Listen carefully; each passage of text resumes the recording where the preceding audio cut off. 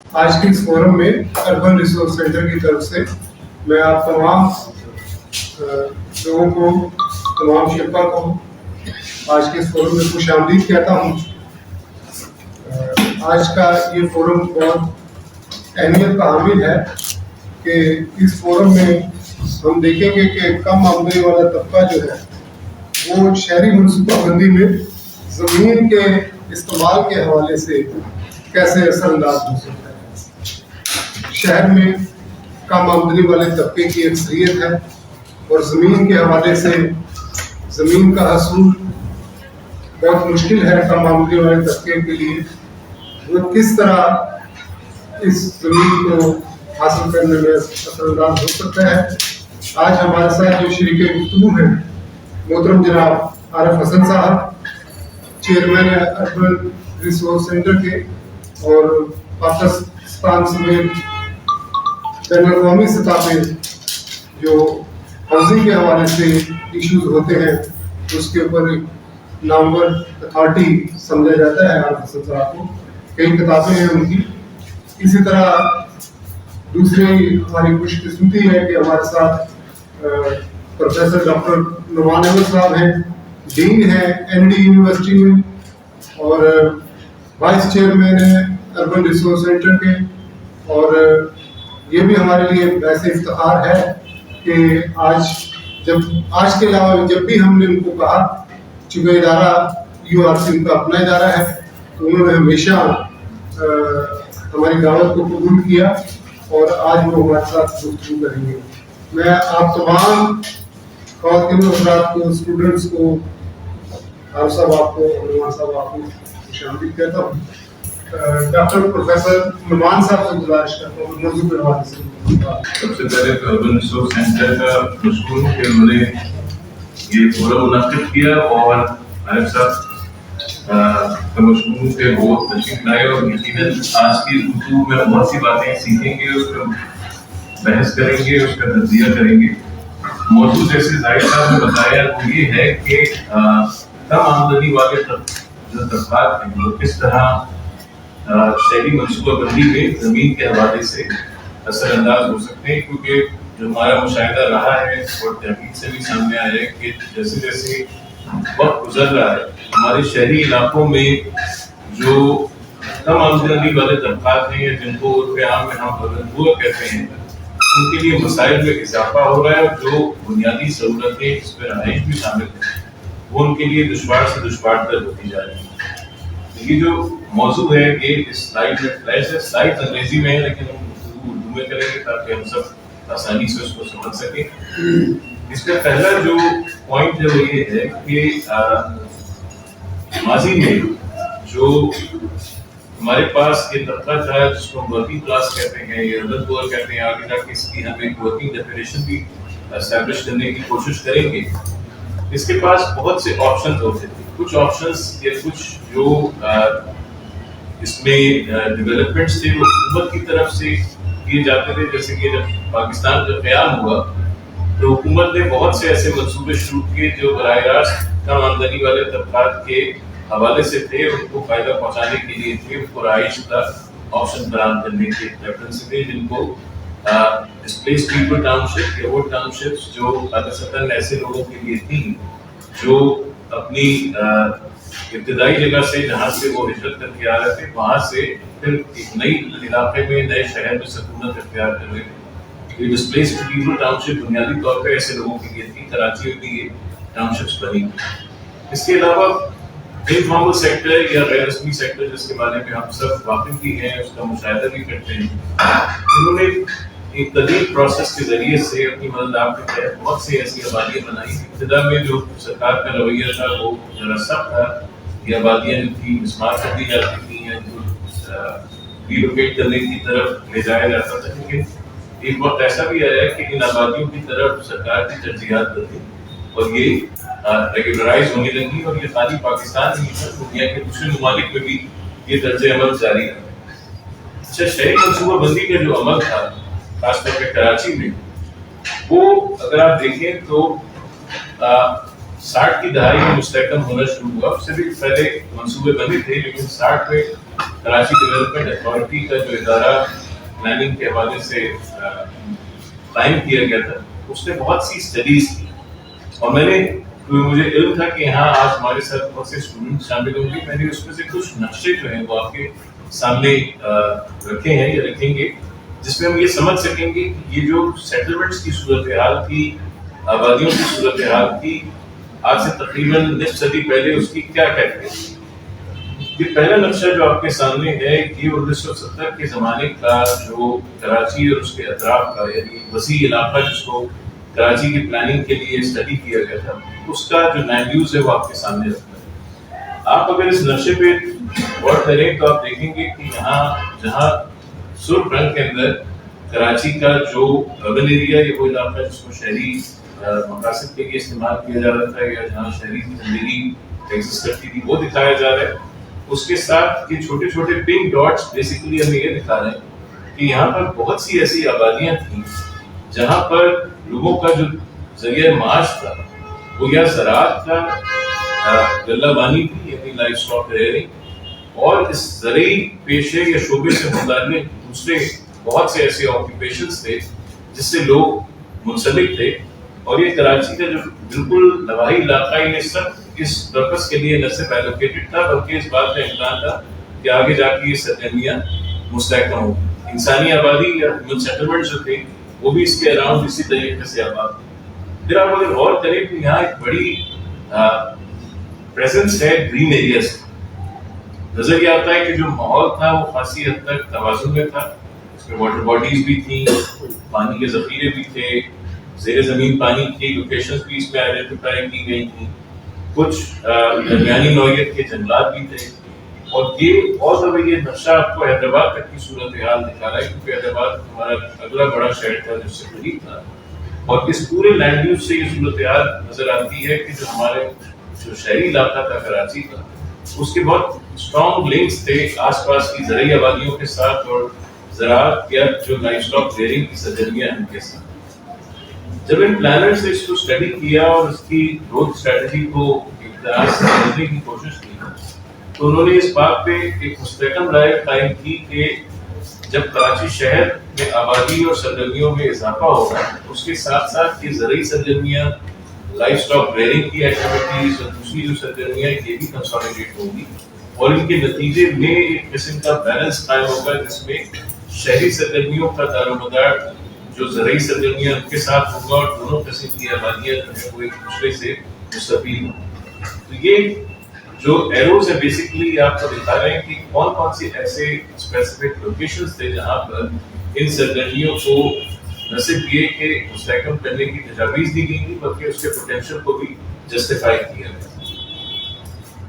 तो ये उस प्लान के अंदर एक प्रपोज लैंड यूज था जिसके अंदर ये बताया गया कि शहरी इलाके को अपनी जगह पर उनमें इजाफा होगा, शहरी आबादी में भी इजाफा होगा, लेकिन साथ साथ जो हमारा रीजनल लैंड यूज था उसमें जो ज़रूरी सरगर्मियाँ थी, जो कुदरती माहौल से मुतालिक इलाके थे जिसको हम फॉरेस्ट लैंड्स कह रहे हैं, इसके अलावा मार्शेस थी, दूसरे ज़ेरे ज़मीन पानी के एक्वाफायर्स थे, इन सब को तजवीज़ ये किया गया था कि न सिर्फ ये कि इनकी हिफाजत की जाए बल्कि ये कि इनके फरोग के लिए जो इक़दाम थे वो तरतीब दिए जाए।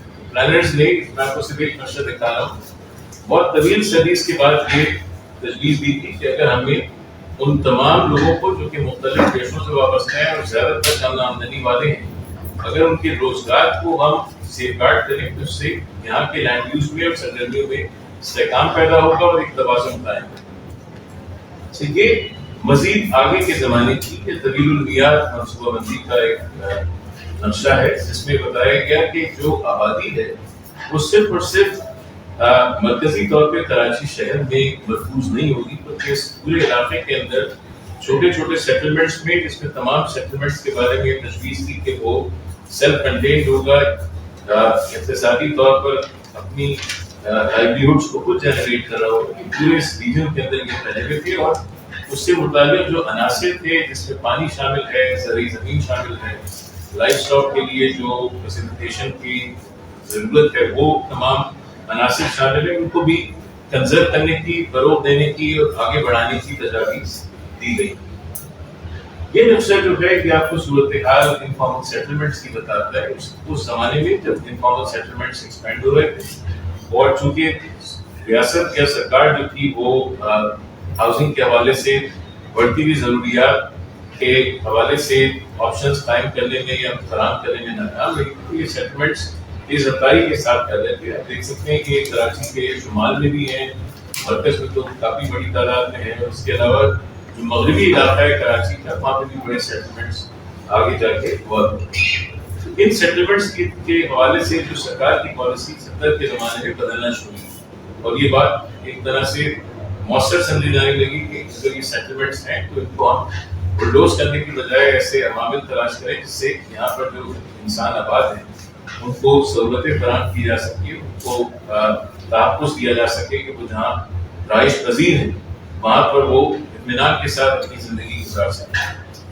تو اس کے بعد ہم دوسری بات کی طرف آتے ہیں کہ جو موضوع ہے اربن پور یا ہمارے کم آمدنی والے طبقات یا جس کو ہم پاورٹی سے کنیکٹ کرتے ہیں وہ کون ہوتے ہیں. اس میں بہت سی ڈیفینیشنز ہیں, تعریفیں ہیں جو ریسرچ کے ذریعے سے بھی بین الاقوامی اداروں کے کام کے حوالے سے بھی حد تک پہنچتی ہے. میں نے ان کا مطالعہ کیا اور جو ایک عام ڈیفینیشن سمجھ میں آئی وہ یہ تھی کہ آج کی یعنی ایز آف ناؤ جو ہماری صورتحال ہے اس میں وہ لوگ جن کی خاندانی انکم یا ہاؤس ہولڈ انکم 30,000 روپے ماہانہ سے کم ہے یا اس کے آس پاس سے ان کو آپ اربن پور کہہ سکتے ہیں, کیونکہ یہ آج کل کے دور میں جو کہ بہت انفلیشن سے متاثر شدہ دور ہے, اس میں اس آمدنی کے اندر روزمرہ کی زندگی گزارنا بہت دشوار ہے, خاص طور پہ ایسے لوگوں کے لیے جن کے پاس یہ آمدنی بھی مستحکم نہ ہو, اس کے اندر تعطل آتا رہے, اس میں چینجز آتے رہے.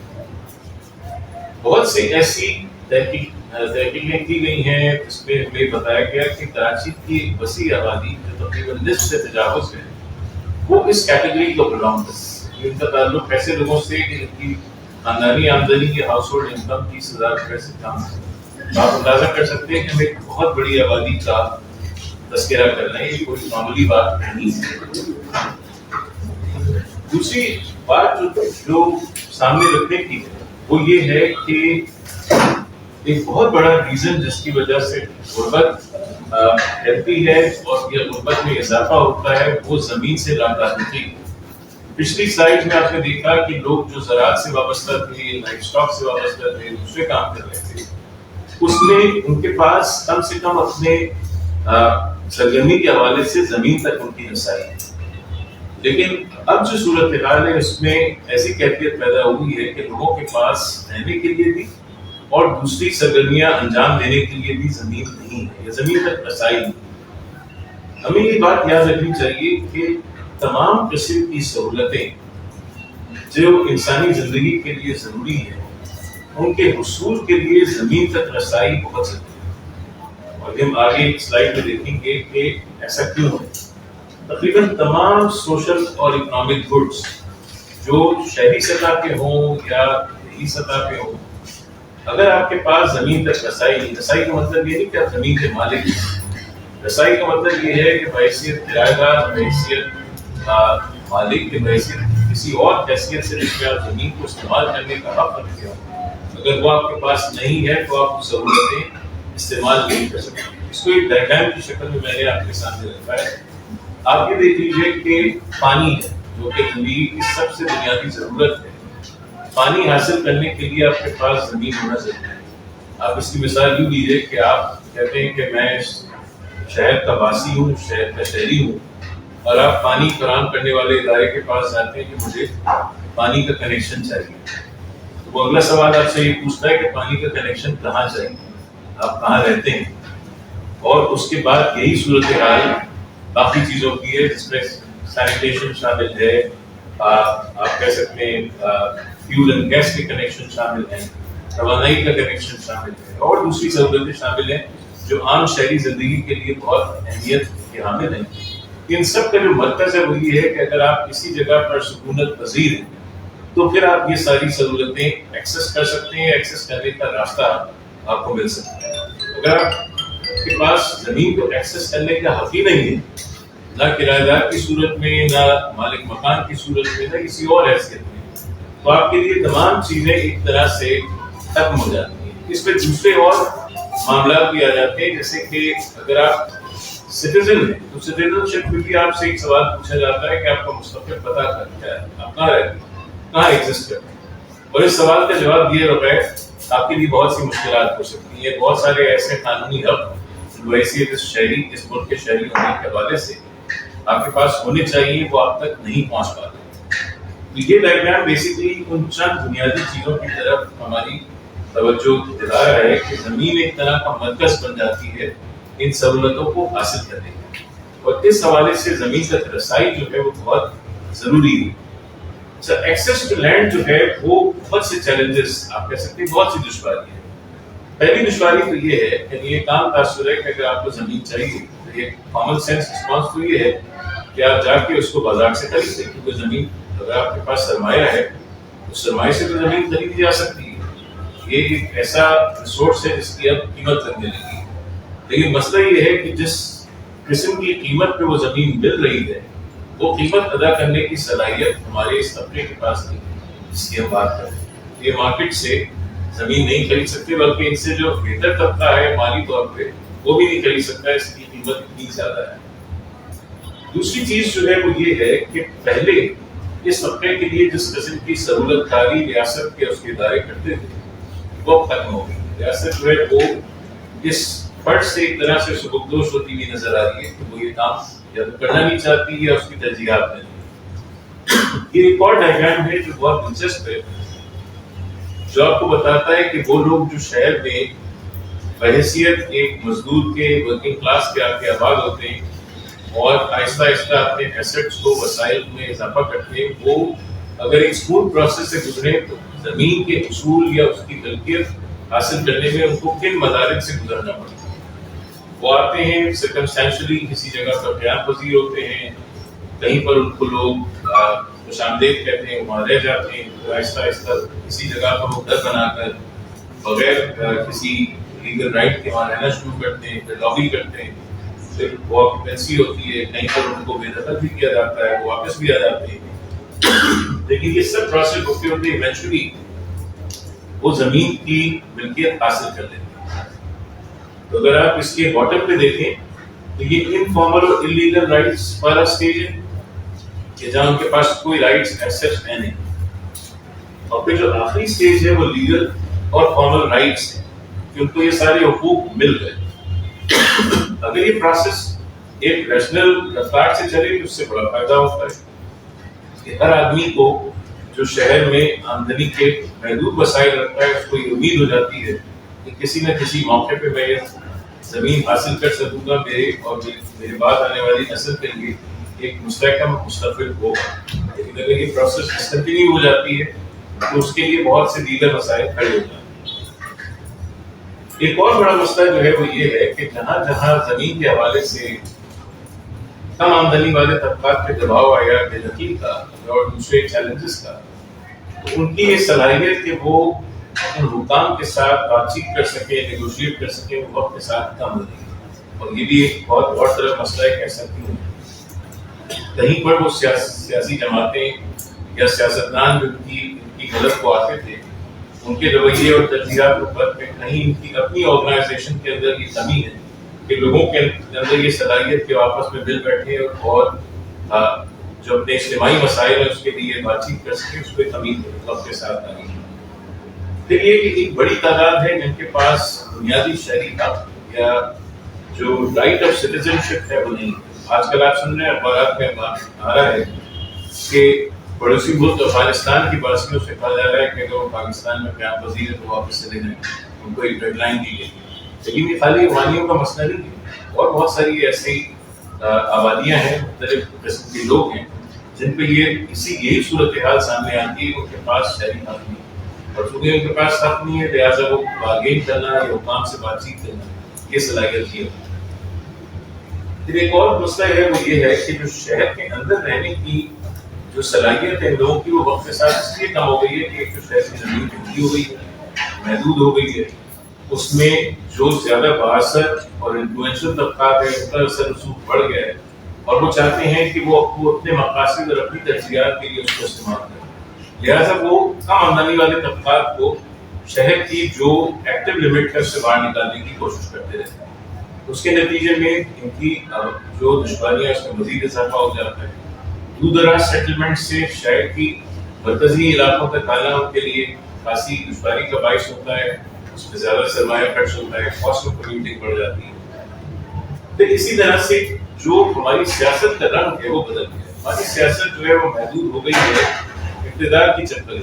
جو عوامی ایشوز ہیں وہ ایشوز جس سے اکثریت متاثر ہوتی ہے اس کا اگر آپ ڈسکشن دیکھیں تو وہ بہت کم ہوگا. مثلاً آپ کو بہت کم ایسے لوگ نظر آئیں گے سیاست میں جب ہم کسی بھی جماعت سے تعلق رکھتے ہوں کہ وہ شہریوں کی جو مسائل ہیں, خاص طور پہ رہائش کے مسائل, زمین تک رسائی کے مسائل, ان پہ بات کرتے ہیں. ایسا پہلے نہیں تھا. پہلے ان پہ بات ہوتی تھی اور سیاستدان اپنے طبقات کی مدد کے لیے بھی آتے تھے. ایک اور بڑا مسئلہ ہے وہ یہ ہے کہ جو رائٹ ٹو لینڈ ہے وہ ہماری لیگل پروسیس سے سیف گارڈڈ ہے. جہاں کہیں عدالتی چارہ جوئی ہوتی ہے آپ دیکھتے ہیں کہ زیادہ تر جو عدالتی فیصلے ہیں وہ غریبوں کے خلاف آتے ہیں, اور بعض جگہوں کے اوپر وہ فیصلے ایون قانون کے بھی خلاف ہوتے ہیں. یہ ایک الگ بات ہے کہ ہماری عدالتیں ان کو کس طرح سے قانون کو انٹرپریٹ کرتی ہیں. اچھا, اس میں ہم کچھ بین الاقوامی صورتحال سے بھی استفادہ کریں گے کہ یہ خالی پاکستان کا ہی مسئلہ ہے یا اس طرح کی آبادیاں سے پاکستان میں یا کراچی میں ہوتی ہیں. ایسا تو نہیں ہے کہ دنیا کی دوسری جگہوں پر صورتحال مختلف ہو. تو بہت سی جگہوں پہ صورتحال تھوڑی سی فرق ہے. مطلب یہ آبادیاں یا انفارمل سیٹلمنٹس دنیا کی تقریباً تمام ممالک میں ان کی ایگزسٹنس ہے. میں بہت کوئکلی آپ کو چند شکلیں دکھا دوں. یہ بہت بڑی سیٹلمنٹ ہے. ریو ڈی جنیرو برازیل کا بڑا شہر ہے, اس کو فاویلا کہتے ہیں. وہاں پر اس نوعیت کے سیٹلمنٹس کثرت ہے, لیکن وہاں پر مختلف حکومتیں اور ترجیحات ہونے کے باوجود اکثر دیکھا گیا ہے کہ رویہ حکومت کا یا حکومتوں کا ان میں رہائش پذیر لوگوں کے کسی حد تک موافق ہوتا ہے. اسی طرح سے یہ انقرہ جو کہ ترکی کا دارالحکومت ہے اس کی شکل ہے. اس کو دیکھ کے یہ تصور کرنا بہت مشکل ہے کہ یہ انفارمل سیٹلمنٹ ہے. اس کی وجہ یہ ہے کہ انقرہ کا موسم بہت سخت ہے. میں نے بھی 3 سال بعد رہ کے تعلیم حاصل کی تھی. میں اندازہ کر سکتا ہوں کہ یہ بھی ہاؤسنگ بہت انیڈیکویٹ ہے, کیونکہ اس میں ہیٹنگ سسٹم نہیں ہے. اس کے بغیر آپ کو سمجھ لیں کہ زندہ رہنا ہی بڑا مشکل ہو جاتا ہے. گیجے کوندو اس کو کہتے ہیں. گیجے ترکی زبان میں کہلاتی ہے رات, اور کوندو کا مطلب ہے گھر. اس یہ خاص ٹرم جیسے کہ ہماری ٹرم ہے کچی آبادی, وہاں کی ٹرم ایجاد کی گئی ان کے لوگوں نے. گیجے کوندو کا مطلب ہے کہ رات بھر میں قائم ہونے والی سیٹلمنٹ. تو بہت دلچسپ ٹرم ہے. رات بھر اس لیے کہ وہ تیز رفتاری سے سیٹلمنٹ بناتے ہیں تاکہ حکام کے لیے اس کو ایوکٹ کرنا ہے, ڈیمولش کرنا مشکل ہوتا ہے. یہ شہر کی تصویر ہے جو ہمارے سیاستدانوں کو بہت مرغوب ہے, لندن. اور آپ سب واقف ہیں کہ لندن کا امیج ہمارے عام طور پہ یہ ہے کہ وہاں جو آبادیاں ہیں وہ بہت مستحکم ہیں, وہاں لائف اسٹائل بہت بہتر ہے.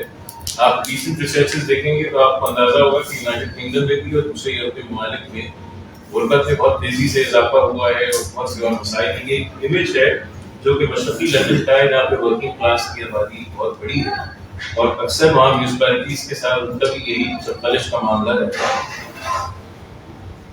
اچھا, اس معاملے کو حل کرنے کے لیے جہاں بہت سے اور اپروچز بین الاقوامی طور پہ ورک آؤٹ کی گئی, وہاں اس اپروچ کو جس کا نام سائٹس اینڈ سروسز ہے, اس کو بہت مقبولیت ہوئی ہے. اقوام متحدہ کا ایک ذیلی ادارہ ایک یو این ہیبٹ ہے, ان کے ماہرین نے 70 کی دہائی میں اس کو ترتیب دیا تھا, اور بہت سے دنیا کے شہروں میں اس کے پروجیکٹس یا اس کے مختلف پروجیکٹس کو انیشیٹ کیا تھا. اس عام اور مختصر اس کا تعلق یہ ہے کہ سرکاری ادارے زمین دے دیں اور اپنی مددات کے تحت, قواعد و ضوابط کے تحت جو مکین ہیں وہ اس اپنے شیلٹرز کو, اپنے مکانوں کو خود تعمیر کرے جیسے جیسے ان کی افورڈیبلٹی میں اضافہ ہو. کیونکہ اس کی ایک امیج ہے کراچی کا یہ علاقہ.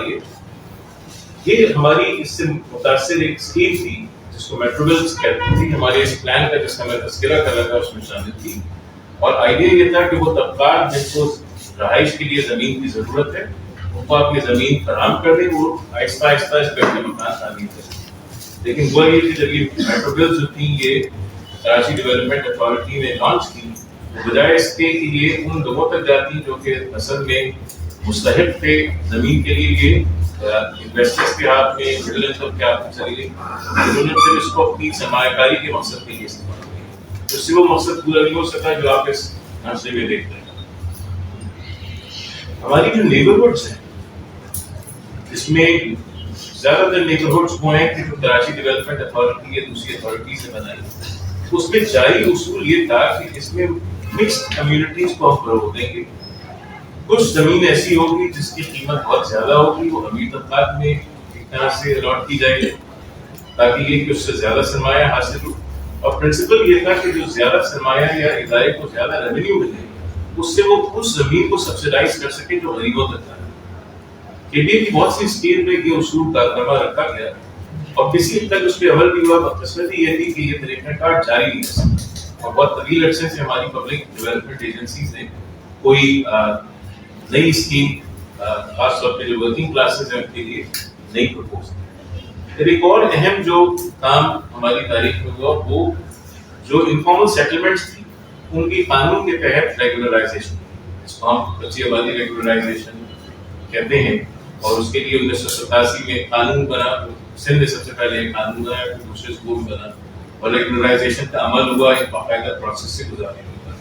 बहुत सी आबादियां इससे मुस्तफीद हुई, लेकिन अभी भी सैकड़ों की तादाद में ऐसी आबादियां हैं जो हुक्काम की तवज्जो की मुंतज़िर हैं। इसी तरह से जो देही इलाके थे वहां पर गोटाबाद की स्कीमें जो थी वो तरतीबी ने आपने ये लफ्ज या ये टर्म जरूर सुनी होगी। और गोटाबाद में भी प्रिंसिपल ये था कि जो वोट पहले से नोटिफाइड थे उनका बाकायदा सर्वे कराने के बाद उनको ये हक दिया जाए कि वहाँ पर जो मकीन लोग हैं वो इस्तेहकाम के साथ वहाँ पर रह सकें। इसमें बहुत सी मोबिलाइजेशन भी देखने में आई क्योंकि इतना आसान अमल नहीं है। मसलन बाज़ जगहों पे सच्ची आबादियों को जहाँ खतरा होता था कि उन्हें दखल कर दिया जाएगा, वहाँ के वकील आपस में मुनज़्ज़म होते थे, जद्दोजहद करते थे, कुछ सियासी कारकुन उनकी मदद करते थे और ये मोबिलाइजेशन उनकी नेगोशिएशन की जो सलाहियत है इसमें इजाफा करती थी। ये अमल खत्म नहीं हुआ लेकिन इसका स्केल जरा कम हो गया है। ये पिछले महीने की तस्वीर है जिसमें मरीज के इलाके से वो लोग जिनको बेदखल करने का नोटिस दिया गया है वो एक जगह पर अपनी मीटिंग कर रहे हैं और उनके लीडर्स उनको तमाम खतरात से आगाह कर रहे हैं कि जिसका उन्हें सामना है और ऑप्शंस के बारे में बातचीत हो रही है। ये उसी मीटिंग की तस्वीर है जो हमारे दोस्त यासिर हुसैन ने ली है। अब आखिरी बात इसमें ये है कि हमारे पास अब क्या रास्ते हैं या अबलपुआ के पास क्या रास्ते हैं। मेरी नजर में कुछ ऐसे काम जो हम माजी में देखते रहे हैं अभी भी वो रेलेवेंट हैं, सिर्फ ये कि उसको ज्यादा साइंटिफिक बुनियादों पे करने की जरूरत है। मिसाल के तौर पे coming together for common issues ये अब माजी के मुकाबले मेरी नजर में ज्यादा आसान हो गया है क्योंकि डिजिटल टेक्नोलॉजी के जरिए से कनेक्टिविटी में बहुत इजाफा हो गया। आप अगर एक दूसरे के साथ सोशल मीडिया पे कनेक्ट होना चाहें तो ये चीज अब बहुत आसान हो गई है, कम लागत में ये काम हो सकता है, पहले इसके लिए ये मौके नहीं। दूसरी बात ये है कि इसमें जो आगाही और अवेयरनेस है उसको आगे बढ़ाने की जरूरत है। जिस तरह का फोरम इस वक्त हम मुनक़िद कर रहे हैं शायद इसी नौइयत की और तालीमी सेशंस की जरूरत है। और इसके साथ साथ एक और जरूरत ये है कि वो लोग जो जमीन को तिजारती मकासद के लिए इस्तेमाल कर रहे हैं उनसे बातचीत करके इंगेज करके समझने की जरूरत है कि उनकी सोच क्या है, उनकी तरजीहात क्या हैं और क्या कोई ऐसा रास्ता हो सकता है कि उनकी तरजीहात में जो हमारी वर्किंग क्लासेस हैं, अर्बन पुअर है, उनके मफादात को भी शामिल किया जा सके। आप याद रखें कि इंगेजमेंट के बगैर एक दूसरे से बातचीत के बगैर मसले का हल हो ही नहीं सकता। अगली बात ये है कि जो लोग नेगोशिएट कर रहे होते हैं, नेगोशिएशन पूरी एक साइंस है, ये कोई हादसाती अमल नहीं किया होंगे, बगैर तरबियत के बगैर उसके बारे में आगाही हासिल किए बात सीख सके, उनकी सलाहियतों में इजाफा करने की जरूरत है। और ये फाइनली इस मामले को कि जमीन खासतौर पर वो जमीन जिसकी जरूरत हमारी वर्किंग क्लासेस को, अर्बन पुअर को है, इसको एक अलाइव इशू या एक फाल मामले के तौर पे हमेशा जिंदा रखना, ये हम सबका फर्ज है। आप देखते हैं कुछ ऐसे अखबार होते हैं जिसके अंदर ये मामला या इसके बारे में डिस्कशन बहुत जोर पकड़ लेता है लेकिन अचानक ये डिस्कशन से गायब होता है। मसला ये है कि डिस्कशन से गायब होने की सूरत में भी جس کی اہمیت اور افادیت ختم نہیں ہوتی.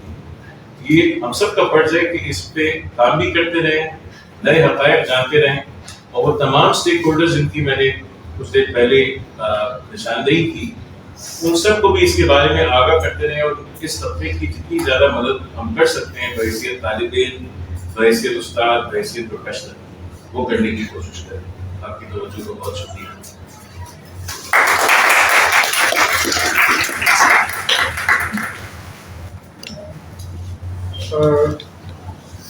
اب جیسے ڈاکٹر نعمان صاحب نے فرمایا کہ ایشو کو زندہ رکھنا یہ ہم سب کا فرض ہے, اور کس طرح ہم ایشو کو زندہ رکھ سکتے ہیں, مختلف طریقہ کار ہو سکتے ہیں. اب میں دعوت اظہار دیتا ہوں محترم جناب عارف حسن صاحب کو کہ وہ آج موضوع کے حوالے سے گفتگو کریں. جناب عارف حسن صاحب. بہت شکریہ زاہد, سیما آپ نے دعوت دی ہم بولنے کی, اور ایمان آپ کا بہت بہت شکریہ. میرے خیال میں نعمان صاحب کی گفتگو کے بعد کچھ کہنے کو تو رہا نہیں. جب میں کہتا ہوں کہنے کو نہیں رہا, تو جو حقیقت ہے اس کے بارے میں, زیادہ وسیع حقیقت ہے اس کے بارے میں کچھ کہنے کو. تو میں آپ کو کچھ قصے سنا دیتا ہوں, آپ کو شاید کہانی اچھی لگے. دیکھیے, سب سے پہلے تو غریب کیا سمجھتا ہے. ایک جگہ ہم گئے, کافی پرانی بات, مدن ایریاز میں ایک میٹنگ بلائی. ڈاکٹر اختر علی خان نواز اپنی پہلے کر چکے تھے. اکٹھے ہوئے, انہوں نے کھانا پینا پھیلایا, چادر بچھا کے. ان کا جو لیڈر تھا, لیڈر سے ان کا فرق تھا, اس نے کہا کہ جناب ہمیں تو پتہ ہی نہیں تھا کہ آپ غریب ہیں, یہ تو آپ لوگوں نے آ کے بتایا کہ ہم غریب ہیں. یہ بہت سہی بات ہے, یہ اس کو تھوڑا سا رکھیے نظر میں کہ این جی او جو ہے بہت سارے ایسے لوگوں کو کوئی غریب نہیں ہوتے, ان کو غریب بنا دیتے. اسی طرح سے ایک زمانے میں رنگی پائلٹ پروجیکٹ کے ساتھ ہم کام کر رہے تھے سافروں میں, اور ایشین ڈیولپمنٹ بینک نے گاؤں چنا تھا. مجھے کہا تھا کہ اس سے زیادہ کوئی گاؤں نہیں ہے علاقے میں. اس کے لوگ آئے, وہ بھی دیکھ لیں کہ ہم دیکھیں گے یہاں کیا ہوتا ہے, ہم بھی وہی کرنے کی کوشش کریں گے. جو لوگ آئے تھے انہوں نے کہا کہ جی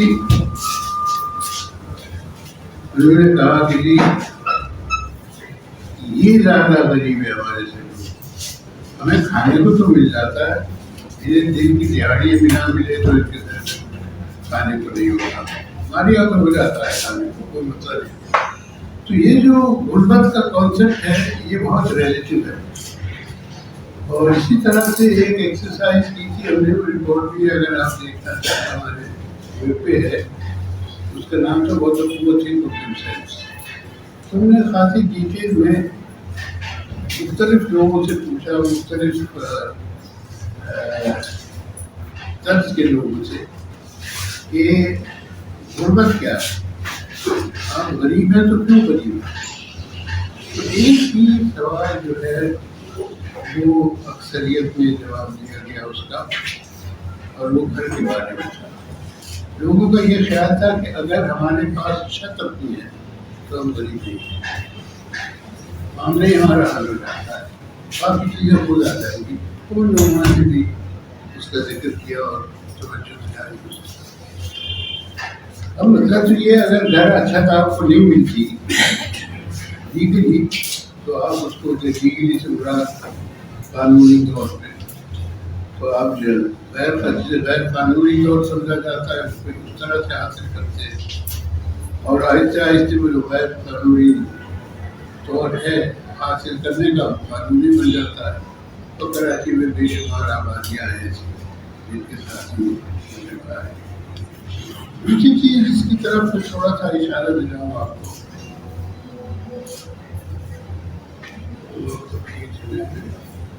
کہ غریب جو ہے وہ اپنا مکان ایک ساتھ نہیں بناتا، وہ آہستہ آہستہ بناتا ہے.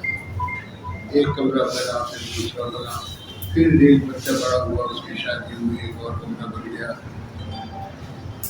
پھر پانی کا کنیکشن ہوا، وغیرہ وغیرہ چلتا رہتا ہے آہستہ آہستہ. اور ہر سطح پہ جو مکان بنانے والا ہے وہ بدلا دیتا ہے.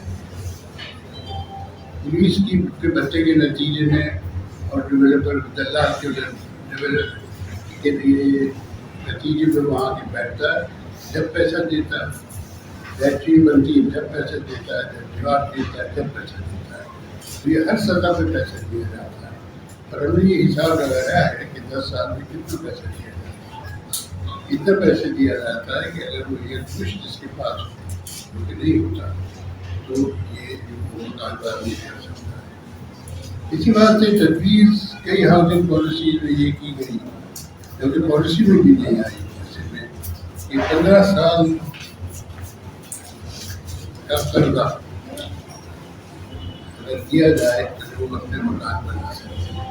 15 ایئر لون، یہ 15 ایئر لون جو ہے 3 لاکھ کا تھا شروع میں، پھر وہ بڑھتا بڑھتا 12.5 لاکھ تک.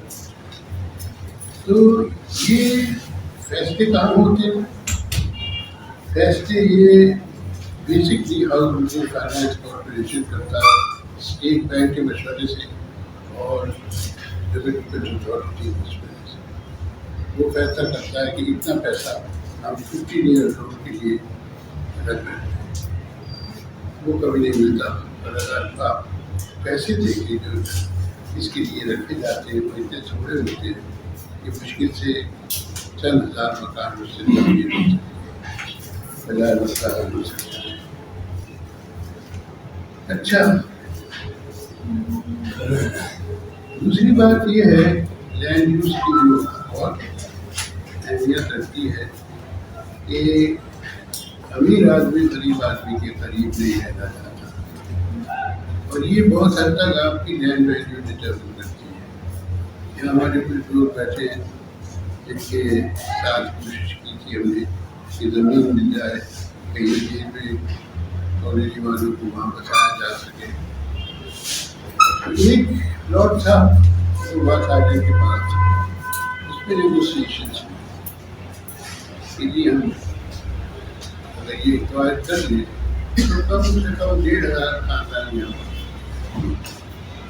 خیر مختلف بہانے بنائے گئے کہ یہ نہیں ہو سکتا نہیں ہو سکتا. آخر کا جو ریلوے کے ریپرزینٹیو نے تھے انہوں نے کہا جناب اگر یہ یہاں سے چل گئے تو باقی جو ہماری زمین ہے اس کی قیمت گر جائے گی، اور جو دوسری آبادیاں ہیں اس کے ساتھ ان کو بھی کنسلٹ کرنا پڑے گا، اس کی قیمت بھی گر جائے گی.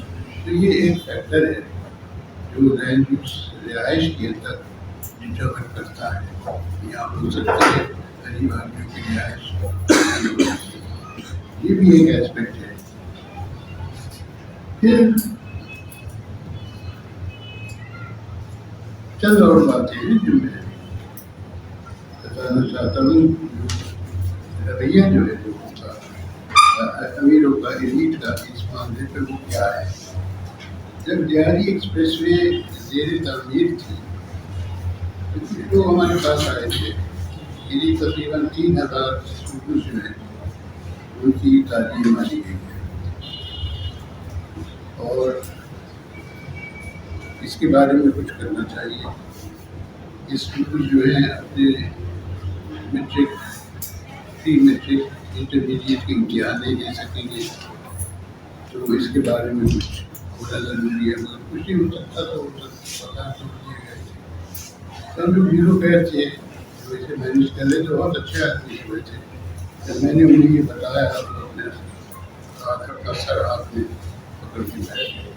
کہنے لگے یہ کیسے ہو سکتا ہے، یہ ہم نے کیسے مثال رکھا. میں نے مثال رکھ دی کہ اب ہو گیا ہے تو اسکول تعمیر کر جیسا یاد. کہنے کہ مجھے آئندہ کے لیے اس کا تو کوئی حل ہونا چاہیے. عارف صاحب پھر خود ہی کہنے لگے کہ ایسا ہے کہ آئندہ سے ایگزامینیشن جب ہم کریں گے تو فائنل ایگزامس کی بات کریں گے. تو آپ یہ سمجھیے کہ رویہ جو ہے وہ اس میں کیا ہے. یہ بھی ہے. اب اس میں آپ کو بتاؤں کہ بین الاقوامی سطح پہ بھی اس کا ذکر کیا ہے کہ یہاں پہ انٹرنیشنل سطح پہ بھی ایک بہت بڑی تبدیلی آئی ہے، اور وہ تبدیلی ہمیں کہاں لے کے جا رہی ہے ہمیں صحیح طرح سے معلوم نہیں. مثلاً ذرا اور کریں، پہلے کیا کرتی تھی تنظیمیں.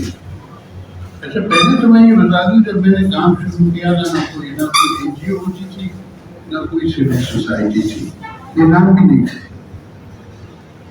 بات میں سوچتا ہوں بہتر تھا، کیونکہ ہوتا یہ تھا کہ ایک ادارہ بنتا تھا بستی میں اپنی ضروریات کے لیے جدوجہد کرنے کے لیے، وہ لوکلی لیڈر ہوتا تھا، وہ اپنے علاقے کے سیاستدان کو ریپرزینٹیٹو کو بلاتا تھا، ایک سپاس نامہ اس کے لیے لکھا جاتا تھا، اسے پھول کو چڑھائے جاتے تھے اور اس کے لیے کھانے پینے کا انتظام ہوتا تھا. اور وہ کہتا تھا بس آپ فکر ہی مت کریں، مجھے ووٹ دیں، میں آپ کی آبادی بدل دوں گا. تو تھوڑا بہت بدل بھی دیتا تھا. جب وہ نہیں بدلتا تھا، کچھ نہیں کرتا تھا تو 20-25-100 آدمی اکٹھے ہوتے تھے، آگ میں پتھر دیتے تھے اور اس کے دفتر پہ جا کے پتھرا ہوتے تھے. اس کے نتیجے میں نیگوسیشن ہوتے تھے. اور میرا اپنا خیال ہے وہ نیگوسیشن اب کی نیگوسیشن سے بہت بہتر ہوتے تھے. اور انہیں نیگوسیشن کی وجہ سے پانی ملا، انہیں نیگوسیشن کی وجہ سے گیس ملی ہے، انہیں نیگوسیشن کی وجہ سے رائٹ آف ووٹ ملا ہے. اور آپ یہ دیکھ سکتے ہیں.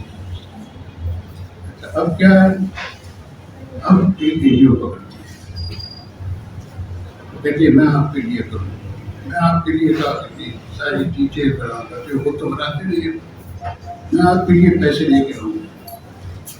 دیکھیے بہت بڑا فرق ہے اس میں. آپ ذرا اور کیجیے. میں یہ نہیں کہہ رہا کہ آپ ان کو بات پھینک دیں، اور میں یہ نہیں کہہ رہا کہ آپ پتھراؤ کریں، مگر اپنی جو سوچ ہے اس میں آپ دیکھیں ذرا سے کہ کس طرح سے آپ اپنی سوچ کو ایک کمیونٹی کے گرد اکٹھا کر سکتے ہیں.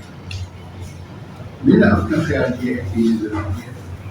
اور میں یہ آپ کو کوئی 55 سال کے تجربے سے بتا دوں، کیونکہ میں نے یہ تماشا جب شروع کیا تھا، جب جیسے میں نے آپ کو بتایا نہ کوئی این جی او ہوتی تھی اور نہ کوئی سول سوسائٹی ہوتی تھی. یہ جو ماڈل ہے سول سوسائٹی کا اور این جی او کا، اس میں کمیونٹی پارٹیسپیشن کا کانسیپٹ آتا ہے اور اس میں خامیاں بھی بہت آئی ہیں، کامیابیاں بھی بہت آئی ہیں. میرا جو کام رہا ہے او پی پی کے ساتھ وہ یہی تھا کہ ایک این جی او کے تھرو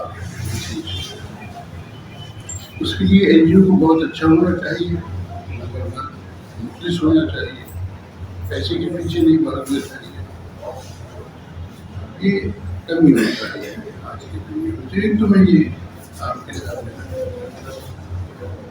دوسری بات یہ ہے ماحول بدلا ہے، میں نے اقوامی سطح پہ بدلا ہے، جس کی وجہ سے قومی سطح سے بھی بدلا.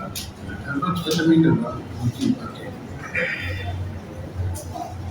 یہ جو آپ کے ورلڈ بینک ہے، ایشین ڈیولپمنٹ بینک ہے، انہوں نے آپ کی بیوروکریسی کو، سیاستدانوں کو بہت سارے نعرے سکھائے ہیں جو کہ ان کی سوچ کا، ان کی پلاننگ کی سوچ کا حصہ بن گئے ہیں.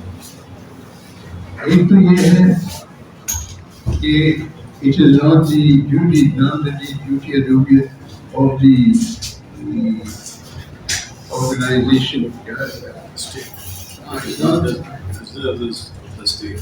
It's not the business of the state to do business. چلیے ختم ہوئی بات. پھر اس کے بعد بہت خاص سارے اس قسم کے ہیں، مجھے تو یاد بھی نہیں آتے. World class city concept. World class city کیا ہوتی ہے؟ It's a city that functions through investments, local and foreign. اور اسی سلسلے میں ہماری ساری ڈیولپمنٹ جو ہے وہ ان کے ہاتھ میں چلی گئی ہے، کیونکہ ان پیسہ لے کے آتے ہیں. اگر آپ ورلڈ کلاس سٹی کانسیپٹ پڑھیں تو وہ کہتے ہیں کہ لوکل مارکیٹس نہیں ہونے چاہیے، مالز ہونے چاہیے، اور اس طرح سے بہت ساری چیزیں. اور کوئی شہر کی شناخت جو ہے وہ کسی آئیکونک آرکیٹیکچر یا آئیکونک پروگرام یا پروجیکٹ کے ذریعے ہوگی.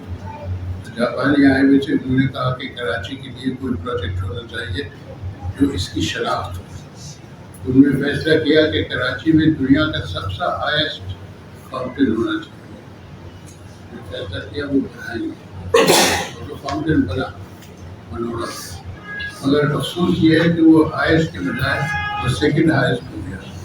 چنانچہ وہ جو خواہش تھی کہ وہ کراچی کا آئیکن وہ ہوگا وہ ہو نہیں سکتا.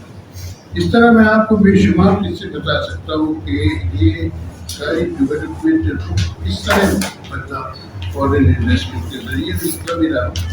مگر یہ ایک بہت بڑی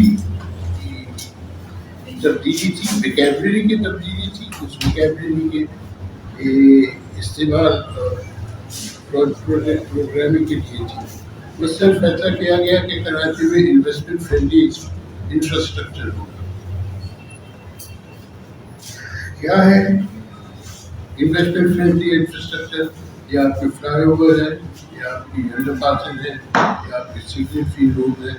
اگر ان کی وجہ سے کوئی انویسٹمنٹ آیا ہو تو مجھے بتایا. کوئی نہیں آیا. یہ صرف ایک کانسیپٹ تھا پیسہ خرچ کرنے کے لیے اور لون دینے کے لیے. تو یہ جو مسئلے ہیں سارے جن کا میں نے ان پاسنگ ذکر کیا ہے, یہ سب حصہ ہیں زمین کے استعمال کو تفصیل کرنے کی.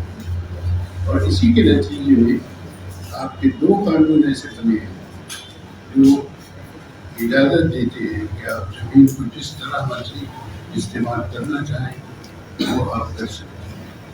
ایک قانون ہے Sindh high density board act 2014. اس کے ذریعے 9 افراد سیاستدان ہیں اور بیوروکریٹ ہیں جو فیصلہ کر سکتے ہیں کہ کوئی زمین کا ٹکڑا یا علاقہ شہر کا وہ ہائی ڈینسٹی کے لیے استعمال ہو سکے. کوئی پبلک ایریا کی ضرورت نہیں ہے. دوسرا ہے سندھ اسپیشل ڈیولپمنٹ ایکٹ. وہ کسی بھی کچی آبادی کو کسی ڈیولپمنٹ کے حوالے کر سکتا ہے ڈیولپمنٹ کے لیے. اور کئی اسکیمیں ایسی بن بھی چکی ہیں جو حاصل ہونا. تو یہ قوانین کا بھی یہ قانون کیوں بنے, پہلے کیوں نہیں بنے چاہیے. جیسا کہ یہ سوالات جو ہیں جو میں نے پوچھے ہیں یہ بہت حد تک علماء نے بہت پریکٹیکل چیز پیش کی ہے, اس میں آڑے سے دور آئیں گے. اور امید ہے کہ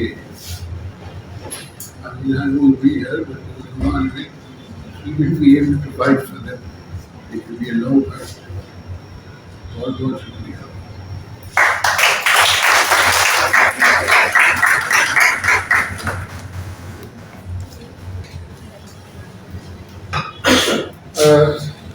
وقت کے ساتھ ساتھ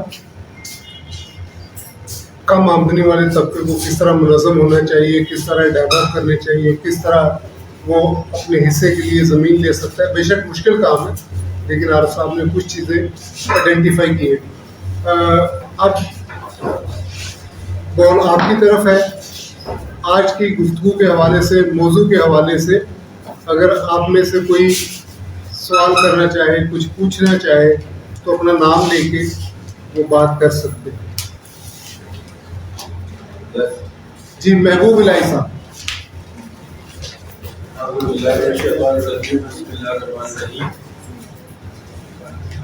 آج کا جو موضوع تھا The Sound Master. اس کے علاوہ اس کے ساتھ میں ایک مسئلہ لے کر آیا ہوں. چھوٹا گیٹ موریا خان روڈ ضلع ٹرمینل کے سامنے جو ہے ہماری رہائش ہے. تو اس میں آج کل جو یہ آج 1 مہینہ 1.5 ہو گیا ہے. اس کے اندر ایک مسئلہ جو ہے گورنمنٹ کی طرف سے اور خاص طور پر میئر کراچی کی طرف سے خوبصورتی کے نام پر جو ہے شاہراہ فیصل کے اوپر والی گیٹ سے لے کے اسٹار گیٹ تک ایک دیوار بنائی جا رہی ہے. ہماری آبادی جو ہے یہ تقریباً 75 سال پرانی آبادی ہے اور لیز آبادی ہے. اس لیز کے لیے بھی میں عارف خان صاحب کا شکر گزار ہوں اور یونیورسٹی کا شکر گزار ہوں کہ آپ نے ہماری مدد کی. تو ہماری روڈ کے اوپر جو ہے تقریباً 150 دکانیں ہیں. شاہراہ فیصل کے اوپر 150 والی گیٹ سے لے کے اسٹار گیٹ تک 150 دکانیں ہیں. اب میئر صاحب جو ہے وہ 1.5 مہینہ پہلے وہاں پر آئے, انہوں نے وزٹ کیا. विजिट करने के बाद जो है उन्होंने वहाँ पर जो है कुछ एडवर्टाइजिंग कंपनी है उनके कंसोर्शियम में उन्होंने उनसे जो है वो रब्ता किया और उन्हें ये कहा कि यहाँ पर एक हमें ऐसी दीवार बना कर दी जाए जिसके ऊपर हम अपने एडवर्टाइजमेंट जो है वो करें और कराची की खूबसूरती जो है वो दीवारों के ऊपर जो है नक्श नगार जो बनाए जाती। उस हवाले से जो है मैंने एक दफ़ा यहाँ पर यूनिवर्सिटी में भी जिक्र किया था और मुख्तलिफ हमने जगह पर खत लिखे। तो अगर आप अंदाज़ा लगाएं कि जब वो 10 फुट की दीवार बनेगी पूरा इलाका जो है वो हमारा वो छूट जाएगा। हम जो है उसकी शक्ल जो है वो जेल की तरह हो जाएगी। एक आबादी के सामने 8 फुट की अगर आप दीवार लगा देते तो आपको देखने के लिए कारोबार भी जो तबाह हो गया, जो तकरीबन 75 साल से वहाँ रह रहे हैं और वो आबादी भी जो है वो छूट। इसलिए इस हवाले से मेरी गुजारिश है, हमारे इलाके की गुजारिश है यूनिवर्सिटी से इस हवाले से हमारे लिए कोई मदद की जाए। बहुत शुक्रिया।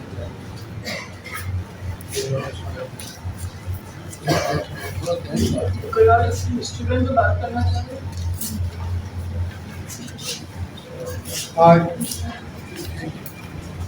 जी लियाकत आपका। मेरा नाम लियाकत मुनव्वर है और मुझे बड़ी खुशी है कि आज आला हुसैन साहब जैसे लोग हमारे दरम्यान मौजूद हैं और हम उनसे सौदा करना चाहते हैं। मैं लेबर यूनियन है, हम ख्याल लेबर यूनियन, तो उसका मैं चेयरमैन हूँ KMC की लेबर यूनियन से। तो मैं ये चाहूँगा कि KMC के लिए जो वर्कर काम करते हैं हमारे, उनके पास कोई ऐसी बस्ती नहीं है, तो उसके लिए क्या क्या चीज़ें करनी चाहिए हमें ताकि उनके लिए हम प्लॉटिंग कर सकें, हम उनके लिए बस्ती नहीं बना सकें लेबर यूनियन के लिए KMC के हवाले से।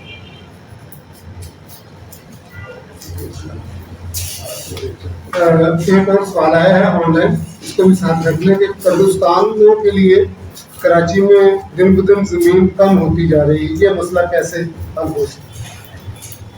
शुक्रिया।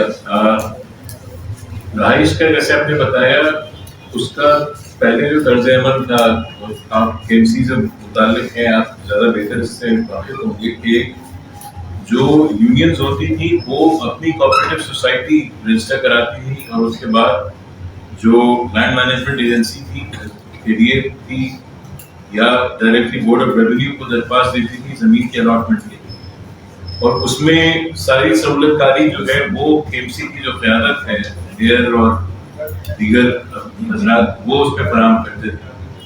तो ये तरीक़ाकार तो अभी भी अडॉप्ट किया जा सकता है क्योंकि हमारी जो स्कीम 33 है गुज़ार हिजरी, बज़ाहिर तो ये तासुर है कि वो मुकम्मल तौर पे आबाद हो चुकी है, सैचुरेट हो चुकी है, लेकिन उसमें काफ़ी ज़मीन अभी मौजूद है। यानी उन जगहों उन लोकेशंस में जहाँ ज़मीन हासिल की जा सकती है ये उनमें से एक ऑप्शन है। लेकिन जो हमारा तजर्बा रहा है वो ये है कि मजदूर तबके के लिए जब कोऑपरेटिव सोसाइटी रजिस्टर होती है तो उसको पजीराई नहीं मिलती या वो सहूलत नहीं मिलती या सपोर्ट नहीं मिलती अपनी क़यादत की तरफ से, जो कि माजी में मिला करती थी या आज भी मिलनी चाहिए। तो मेरी तो तजवीज़ ये होगी कि इसमें आप साहब जिस वक्त इलेक्टेड मेयर हैं उनसे इस बारे में आपकी यूनियन मुज़ाकरात करें और कहें कि ये जो कानूनी रास्ता मौजूद है इसके तहत आपकी सोसाइटी को ज़मीन के एलोकेशन में, जो कि बोर्ड ऑफ रेवेन्यू का इस तरह से जुरिसडिक्शन होता है, वो आपको ज़मीन फराहम करे और फिर उसका जो तरीक़ाकार है कोऑपरेटिव सोसाइटी चलाने का, वो ज़ाहिर कोऑपरेटिव सोसाइटी अपने उसूल को वज़ा कर सकती है। तो कब्रिस्तान का मसला बिल्कुल जेन्युइन है। इसमें दो बड़े मसले हैं। एक तो मसला ये है कि कब्रिस्तान बेसिकली एक लोकल लैंड यूज इशू समझा जाता है, क्योंकि इसमें होता ये है कि हर नेबरहुड के हिसाब से जो मनसूबाबंदी होती है उसमें ये तयन किया जाता है कि इस नेबरहुड को या क्लस्टर ऑफ नेबरहुड्स को कितनी ज़मीन की ज़रूरत है, और जो एग्जिस्टिंग कब्रिस्तान होते हैं उनके अंदर जो खाली जगह होती है उसका असेसमेंट किया जाता है। पिछले कई सालों से ये एक्सरसाइज हुई नहीं, और इसका जो प्रैक्टिकल रिस्पॉन्स है वो ये है कि जो एग्जिस्टिंग कब्रिस्तान है अगर आप जाके उनको विजिट करेंगे तो वो इनफॉर्मली रिसाइकल हो रहे हैं, जो कि ज़ाहिर है कि कोई साइंसी हल नहीं है। एक बेसिक स्टडी की गई थी 3 साल पहले तालीमी इदारे की तरफ से, जिसमें शहर का जो हमारा क्रूड डेथ रेट है उसको स्टैब्लिश करने के बाद ये अंदाज़ा लगाया गया कि तकरीबन 325 एकड़ साल के हिसाब से हमें कब्रिस्तान की जरूरत है शहर की सतह। लेकिन इसमें चैलेंज ये है क्योंकि हमारा शहर 7 जिलों में डिवाइडेड है, हर जिले के हिसाब से ये जो लैंड सप्लाई है ये मुख्तलिफ है। सबसे जो गुंजान आबाद हमारे इलाके हैं वो जुनूब में है, कराची जुनूबी और कराची सेंट्रल, फिर उसके बाद कराची वेस्ट और ईस्ट आता है। और वेस्ट और ईस्ट में जो एग्जिस्टिंग कब्रिस्तान है तकरीबन सब के सब सैचुरेट हैं। तजवीज़ ये दी गई थी कि आप नई ज़मीनों को आइडेंटिफाई करें और फिर उसको डिमार्केट करने के बाद उसकी इंतज़ामिया उसको अपॉइंट करें और फिर उसके बाद कब्रिस्तान जो है उसको आवाम के लिए खोलें। मेरा ख्याल है ये जो हमारी प्लानिंग की एक्सरसाइज है ग्रेटर कराची प्लान जिसको इब्तदाई मराइल में, इसके बाद इस बात का इम्कान है कि शायद ये कब्रिस्तानों के लिए ज़मीन की फराहमी कुछ बेहतर हो सके। हमारे साथ कुछ नहीं जी अभी देते हैं आप। लेकिन एक वक्त ऐसा आएगा अगर ये मुस्तक़बिल नहीं हुआ कि मुर्दों का शहर जो है वो जिंदाओं के शहर से ज़्यादा बड़ा होगा। 300 एकड़ आपने बताया, हिसाब लगा लिया 30 साल में क्या होगा। इस पे जमातुल्लाह साहब जो थे हमारे मेयर, उनको बहुत परेशानी थी और एक दिन वो जिद कर रहे थे कि आप लोग बताइए कि जमीन कहाँ है, अभी बताइए कि अभी हम इसे तस्वीर दें। तो मैंने कहा मुझे तो एक ही जगह नजर आती है यहाँ है, और वो एयरपोर्ट पे रनवेज के दरमियान जमीन सारी खाली पड़ी हुई, तरतीब कर दे कब्रिस्तान बना ले। तो उन्होंने कहा ये क्या बात हुई, जो भी आएगा पाकिस्तान सबसे पहले वो कब्रिस्तान ही देखेगा, और कोई जनाजा आजा हो या जाना हो। मगर हकीकत ये है कि जगह वहाँ के अलावा शहर के बीच में कहीं उतनी जमीन नहीं है जितनी वहाँ जमीन है। तो गौर कर लीजिए इस पर, मेरे ख्याल में तो कोई हाल है नहीं। एयरपोर्ट के बाहर जिला में बाहर की बहुत बड़ी जगह है जहाँ पर एक बहुत बड़ा कब्रिस्तान था 1956 के अंदर, अभी भी कब्रें वहाँ पर मौजूद है। उसमें भी अगर कब्रिस्तान बना देते हैं तो 5-10 साल के लिए वहाँ पर ठीक है। अभी लियाकत ने जो बात की केएमसी के मुलाजमीन की तादाद जो है 1996 के बाद तो भर्ती नहीं हुई। जहाँ 80 लोग काम करते थे वो 8 लोग काम करते हैं। केएमसी की जो यूनियन है आपकी कोशिश करें कि पहले लोगों को मुस्तकिल बुनियादों पे नौकरी मिले, लोगों को रोजगार मिले, उसके बाद फिर उसकी हाउसिंग की बात करें। जी आप कौन, उनको भी देते हैं जी। जीनियर माइक। मेरा नाम जीनियर शौकत है, मैं नॉलेज फोरम के साथ काम करती हूँ। मेरा सवाल बेसिकली हाउसिंग के हवाले से जो हमारी पॉलिसीज हैं, मैं समझना चाह रही थी उसमें कॉमन्स की क्या अहमियत है, ओपन स्पेसेस की। अब ओपन स्पेसेस जिस तरह से शहर और जिस तरह से हमारी इकॉनमी डेवलप हुई उसकी अहमियत बढ़ती जा रही है, मतलब कि आप पार्किंग कर सकें। अगर हम अब बात करें कि अगर लो इनकम तबका या इनफॉर्मल सेटलमेंट रिन्यूएबल पे शिफ्ट होना चाहती हूँ और सोलर पैनल लगाना चाहती हूँ तो वो कहाँ लगाएंगे, ओपन स्पेस है नहीं। तो इस हवाले से हमारे लॉज में क्या उसकी रेकग्निशन है, एक ये सवाल। और एक बात जो आपने कही कि लोगों का मुतहद होना, लोगों का कब टुगेदर होना और उसकी अहमियत, लेकिन जो हमारे यहाँ डेवलपमेंट की पॉलिसीज़ हैं, इवन अगर हम बात करें कि सिर्फ बिल्डिंग कंट्रोल अथॉरिटी के द वे तो वहाँ पर पब्लिक हियरिंग की क्या ओपनिंग्स हैं, या हमारी डेवलपमेंट पॉलिसीज में ओवरऑल पब्लिक किस तरह से अपने वॉइस रजिस्टर कर सकते हैं, क्या थैंक यू।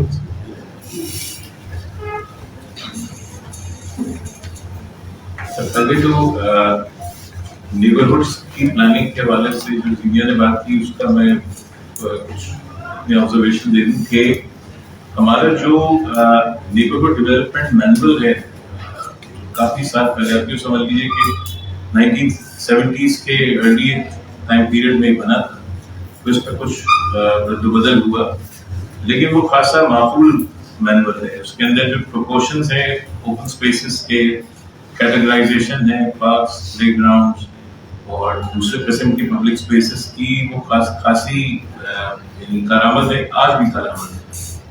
और इब्तिदा में जो हमारी नेबरहुड्स बनी, आप सब मेरे ख्याल वाकिफ हैं कि उन नेबरहुड्स में इनके जो प्रोविजंस रखे गए वो सफिशिएंट थे, करामत थे। आप के लिए की जो शुरू की स्कीम्स है जैसे नॉर्थ नाजिबाद है, उसको आप देखते हैं, जो कराची के बहुत ही मारूफ अर्बन प्लानर थे अहमद अली साहब, उनकी ज़ेर निगरानी बनी, तो उसके अंदर पास का जो एलोकेशन था नेबरहुड की सतह पे, सेक्टर की सतह पे बहुत ज़्यादा करामत था। आज भी इतनी तबाही के बावजूद नॉर्थ नाजिबाद एक अच्छी नेबरहुड में से आती है, तो वो प्रोविजंस तो हैं। अच्छा, और यही चीज़ अगर हम तरीक़ाकार को देखें तो ये है कि अगर हमारी जो लैंड डेवलपमेंट एजेंसीज हैं इस वक्त शहर में कई हैं, जैसे कराची डेवलपमेंट अथॉरिटी है, यारी डेवलपमेंट अथॉरिटी है, रीडेवलपमेंट अथॉरिटी है, इन सब लैंड डेवलपमेंट एजेंसीज पे एक तरह से बाइंडिंग होती है कि वो उसी मैनुअल को फॉलो करें, क्योंकि उसको किस्म का कानूनी तहफ़्फ़ुज़ हासिल है। जब आप नेबरहुड बनाते हैं तो उनकी शराइत पे अमल करना ज़रूरी होता है। बदकिस्मती ये है कि काफ़ी अरसे से हमारी कोई नई नेबरहुड बनी नहीं है। आप समझ लीजिए कि के लिए जब यूनिफाइड होता था, यानी एक ही डेवलपमेंट एजेंसी होती थी, उस वक्त वो तकरीबन हर साल 2 से 3 नई स्कीम्स जो थी वो राइश के लिए प्रपोज करते थे। पिछले तकरीबन 3 दहाइयों से ये सिलसिला तकरीबन मौकूफ हो चुका है, नजर नहीं आता। जो मौजूदा ज़माने के चैलेंजेस हैं, जिसमें एनर्जी के चैलेंजेस का आपने जिक्र किया कि सोलर पार्क बनाने के लिए और जो सोलर सिस्टम्स की इंस्टॉलेशन के लिए ओपन स्पेस की जो एक्सेस है, मेरा ख्याल है कि अगर हम इवन एग्जिस्टिंग नेबरहुड्स में पार्क्स के हवाले से अपने जो इस्तेमाल के क़वाइद और ज़वाबित हैं उसमें थोड़ा सा रद्द-बदल कर दें तो हमारे पार्क्स सब के सब जो है वो सोलर पार्क्स बन सकते हैं और उनसे इतनी तवानाई जनरेट हो सकती है कि जो बहुत से पब्लिक फंक्शंस के लिए हमें बिजली चाहिए होती है और उनके पास बिजली के बिल अदा करने के रेवेन्यू नहीं होता, वो इससे इस्तेफादा कर सकते हैं। दूसरी जो बात आपने कही मोबिलाइजेशन की ज़रूरत है, लेकिन ये भी बिल्कुल क्लियर ऑब्जर्वेशन है कि पब्लिक केयरिंग का कल्चर और उसकी इफादियत ना होने की बराबर है। जिन हवालों से पब्लिक केयरिंग बाकायदगी से होती है वो आप सबके लिए होगा, सिर्फ एनवायरमेंटल प्रोटेक्शन एजेंसी हियरिंग ज़रूर कराती है, लेकिन मैंने आज तक कोई ऐसा मंसूबा नहीं देखा जो उस हियरिंग के नतीजे में कि में जो रिकमेंडेशंस है उसके नतीजे में रुक गया। तो इसमें असल में इस प्रोसीजर को क्वेश्चन करने की या एग्जामिन करने की ज़रूरत ज़्यादा है कि क्या वजह है कि वो तमाम खदशात ज़ाहिर होने के बाद या डॉक्यूमेंट होने के बाद भी जो तरक्याती अमल या मुज़र तरक्याती अमल है वो आगे बढ़ जाता है और फिर आगे जाकर शहरी वो मसाइल एक्सपीरियंस करते हैं।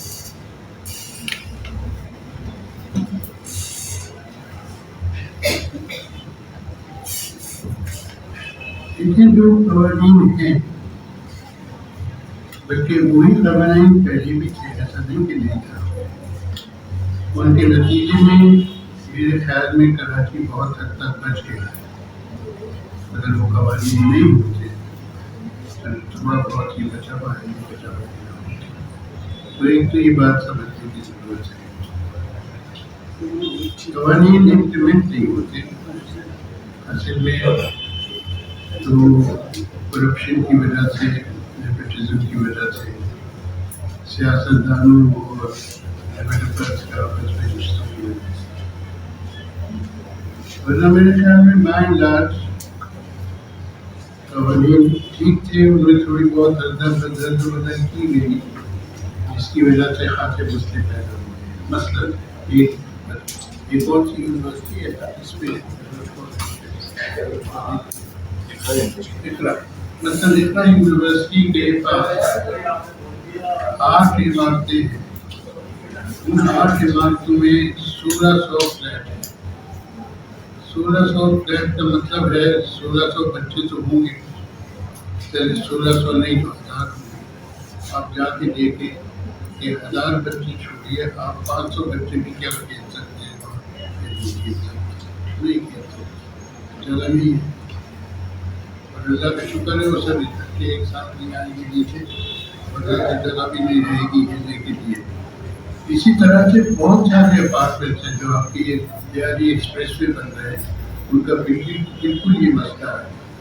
ये ऊंचे ऊंचे बन गए हैं वो 20-20 फ्लोर 16-16 फ्लोर के, और उसके साथ कोई जगह ऐसी नहीं है जहाँ बच्चे खेल सकें। तो मेरे ख्याल में इसको रिव्यू करने की ज़रूरत है, इन कवानीन के एप्लीकेशन। दूसरी बात ये है, मैं हमेशा कहता हूँ और फिर कह रहा हूँ कि ये जो कवानीन है हमारे, अच्छे हुए या बुरे हुए में एक बहुत बड़ी कहानी है, जिसे अंग्रेजी में कहते हैं they are anti street, they are anti pedestrian, they are anti pro mixed land use. ये हर उस चीज़ के खिलाफ है जिसके नतीजे में शहर में जिंदगी बसर करने में कुछ मजा हो सकता है। तो इन चीज़ों को मेरा अपना तो ये ख्याल है कि बहुत ज़रूरी है कि इनको विजिट किया जाए। मेरे ख्याल में लोगों आप और आपके जो तालीमी इदारे हैं उनसे बेहतर कोई नहीं है इनको रिविजिट करने की। कमिटी बना के रिविजिट करके थोड़ा सा दबाव डालें और वो सुनेंगे आपकी। दूसरी बात रही ऑर्गेनाइजेशन, लेकिन लोग बदल गए, नाश्ता बदल गया। तो वो जो पुराने तरीके थे ऑर्गेनाइज करने के, जो कि हम इतने अरसे उस तरह से ऑर्गेनाइज करते रहे, उनको रिविजिट करने की जरूरत है। अब एक तो वक्त ही नहीं है किसी के पास तो मीटिंग में भी जा सके, और अगर वक्त है भी तो उससे ज़्यादा टेलीफोन पर गुफ्तगू करने और खेलने में मज़ा आएगा बनिस्बत कहीं जाने में। आप ये टिकटॉक के जो एवेल्यूएशन हुए हैं वो देखने के काबिल है कि कितने घंटे इस्तेमाल होता है, और आप तकसीम कर दें यूजर्स के साथ तो 3.5 घंटे रोज एक फन टिकटॉक इस्तेमाल करता है। तो ऑर्गेनाइज क्या करेगा, हो जाएगा काम। अगर स्टूडेंट्स का भी यही है, उनकी सारी पढ़ाई जो है वो गूगल के गिर्द घूमती है। मेरे पास है ना है इतने स्टूडेंट्स, एक आदमी का नाम लो बजाय इसके के बाद से टिक टिक टिक टिक करके उसका नाम आ जाता है। अच्छा ये करता था सर, मैं तो ये बात ही नहीं करता। तो ये जो दुनिया है सारी, इसको आप किस तरह से इंटीग्रेट करेंगे इस सारे ऑर्गेनाइजेशन सिस्टम में? वो तो गया पुराना सिस्टम, इसके लिए गुंजाइश नहीं खुद भी हो गया। कोविड के ज़माने में हमने देखा कि इसमें ग्रोथ हुई क्योंकि मजबूरी थी लोगों को ऑर्गेनाइज करने की। तो ग्रोथ हुई तो आप ऐसे हालात पैदा करें कि ये बात करना पड़े इन मौजूद में। तो ये तो प्रेजेंट जनरेशन जो है, यंगर जनरेशन के साथ में आजकल की ज़बान में उसे जनरेशन जेड कहते हैं, है ना। तो ये जो जनरेशन जेड है ये तो उसका काम है, सोचिए इसके ऊपर कि इतिहास कायम करेंगे, कैसे करेंगे, हमें तो नहीं मालूम। मैडम जी पहले जी हाँ जी आप मैं बहुत शुक्रिया हूँ साहब का जो मैंने actually I am paediatric and neuropsychologist and government job NGO बयान माइंड वगैरह सर। मुझे जहाँ भी मैं थोड़ा देर से आया, मुझे बहुत अच्छा लगा कि मैं आपकी स्पीच सुनी, मेरा बात very effective for the our society के जो प्रोज एंड कॉन्स हैं, जो फ्यूचर में हमसे जो गलतियाँ पास में हमसे गलतियाँ होंगी और फ्यूचर जो सारी उसके बारे में। सर मेरा क्वेश्चन है इज्तिमाई किस्म का है, मेरा जो क्वेश्चन है वो इज्तिमाई किस्म का है। जैसे आपने बात की, किसी कब्रिस्तान की बात की, किसी लैंड की बात की, साथ में जो बाढ़ लगाई जाए उसकी बात की। और being a mental health professional मैं ये कहूँगा कि हमारा स्ट्रेस लेवल जो आजकल बढ़ रहा है क्योंकि इन्वायरमेंटल फैक्टर एंटी से सर यहाँ बैठे ज़्यादा बेहतर बता सकेंगे। एक तो हमारी इन्वायरमेंटल स्ट्रेस है, जो एयर पोल्यूशन है, वाटर पोल्यूशन है, सैनिटेशन के इशूज हैं, ओवरऑल जो हमारे, इसके बारे में ये जो प्लेटफॉर्म है मुझे पहले तो यहाँ आने का मौका मिला है। तो आपके प्लेटफॉर्म से मेंटल हेल्थ या स्ट्रेस पे क्या काम हो रहा है? तो being a mental health professional मैं आपको ऑफर करना चाहता हूँ कि मेरे प्रोफेसर से या मेरी तरफ से जो मेरा जा रहा है उसके लिए अगर आप प्रोग्राम करना चाहें तो वो है। और दूसरा स्किल इस वक्त आपका सब क्या एक्सपीरियंस है जो हमारा इस वक्त एनवायरमेंटल स्ट्रेस है या एयर ठीक है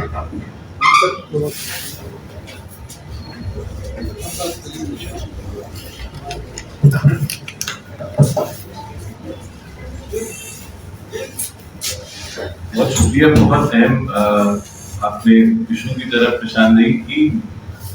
मेंटल हेल्थ के मसाइल जो हैं, क्योंकि मैं खुद यूनिवर्सिटी में पढ़ाता हूँ, तो उसमें बहुत तेज रफ्तारी के साथ इजाफा हुआ है और स्टूडेंट्स खासतौर पे जो अपने डिग्री प्रोग्राम शुरू कर रहे होते हैं, वो मुख्तलिफ किस्म के जहनी मसाइल का शिकार हो जाते हैं। और सबसे बड़ा मसला ये है कि पहले अगर माजी से इसको कंपेयर करें तो पहले इनको हल करने के लिए, कम से कम उस पर बात करने के लिए उनके पास मौके होते थे।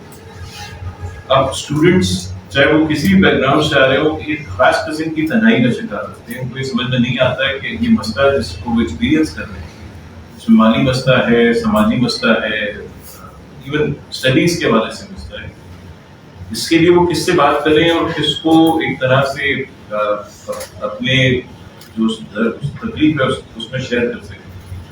तो एक तो ये चीज़ है कि जनरली इसमें इजाफा बहुत हुआ है और बाज़ जगहों पे कुछ ऐसे प्रिविलेज हमारे इदारे हैं जहाँ पर काउंसलर्स अवेलेबल हैं जो इदारों से लिंक भी कर देते हैं।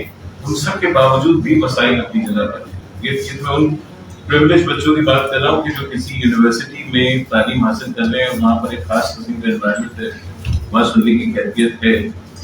आम लोगों के लिए आम मुशाहिदा मेरा ये है कि इस तरह के जो प्रॉब्लम्स होते हैं उसके हमें रिफ्लेक्शन नजर आते हैं मुख्तलिफ पब्लिक स्पेसेस में।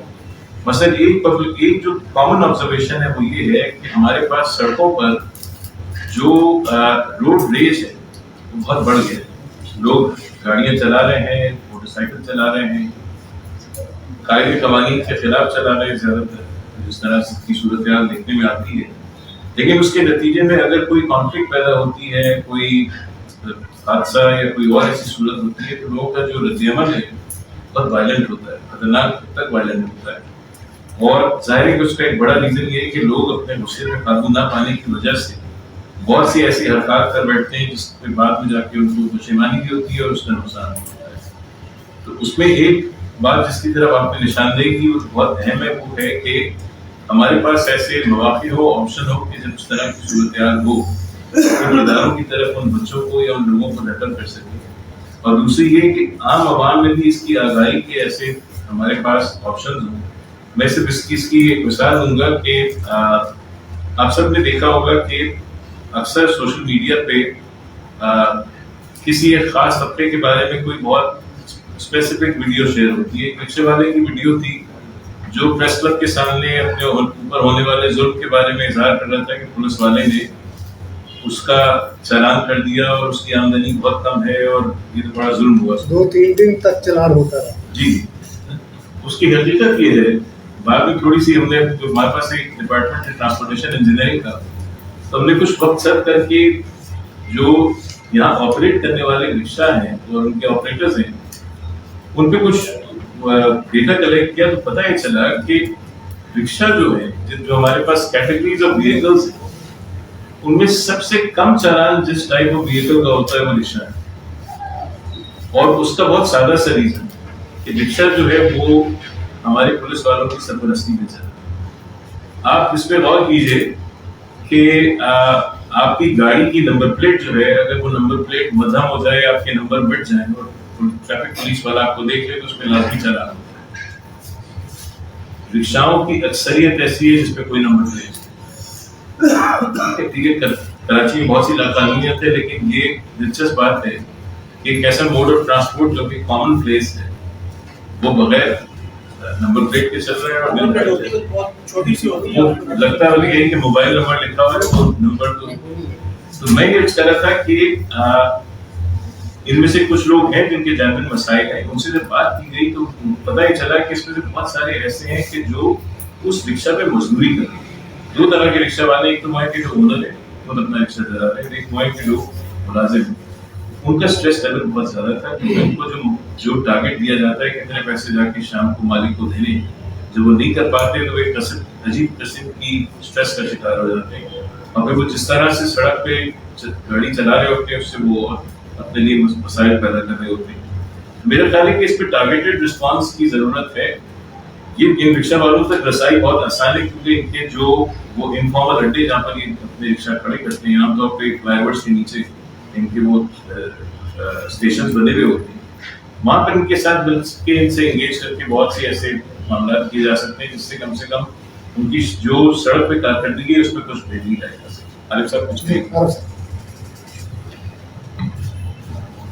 ये तो बातें आपकी बहुत अहमियत रखती है।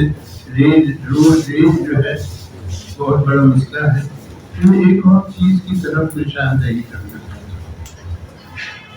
हूँ। वो ख्वाहिशात और हकीकत में जो फासला है वो बहुत किस्म के मसाइल पैदा करता है।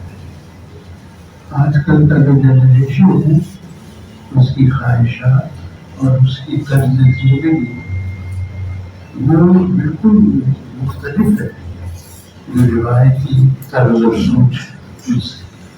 हमारा अपना ख्याल ये है जितना ज़्यादा ये फासला उतने ज़्यादा कशीदगी, उतनी ज़्यादा मेंटल स्ट्रेस और उतनी ज़्यादा एलिएनेशन होती है।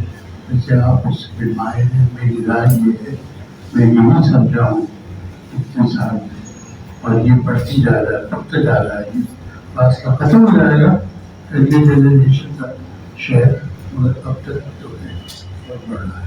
जी, डॉक्टर साहब आपका नाम क्या है? सॉरी, डॉक्टर आतिफ सर मेरा नाम। डॉक्टर आसिफ। आतिफ सर।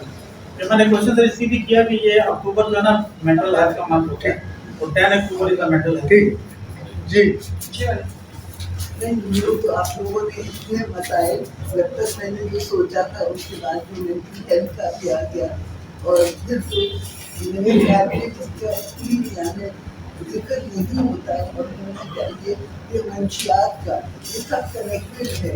और जो अभी आरिफ साहब ने भी कहा कि जो ख्वाहिशात हैं वो ज़्यादा हो जाती हैं आपके रिसोर्सेज के अंदर, तो ये सब जैसे मंशियात हैं।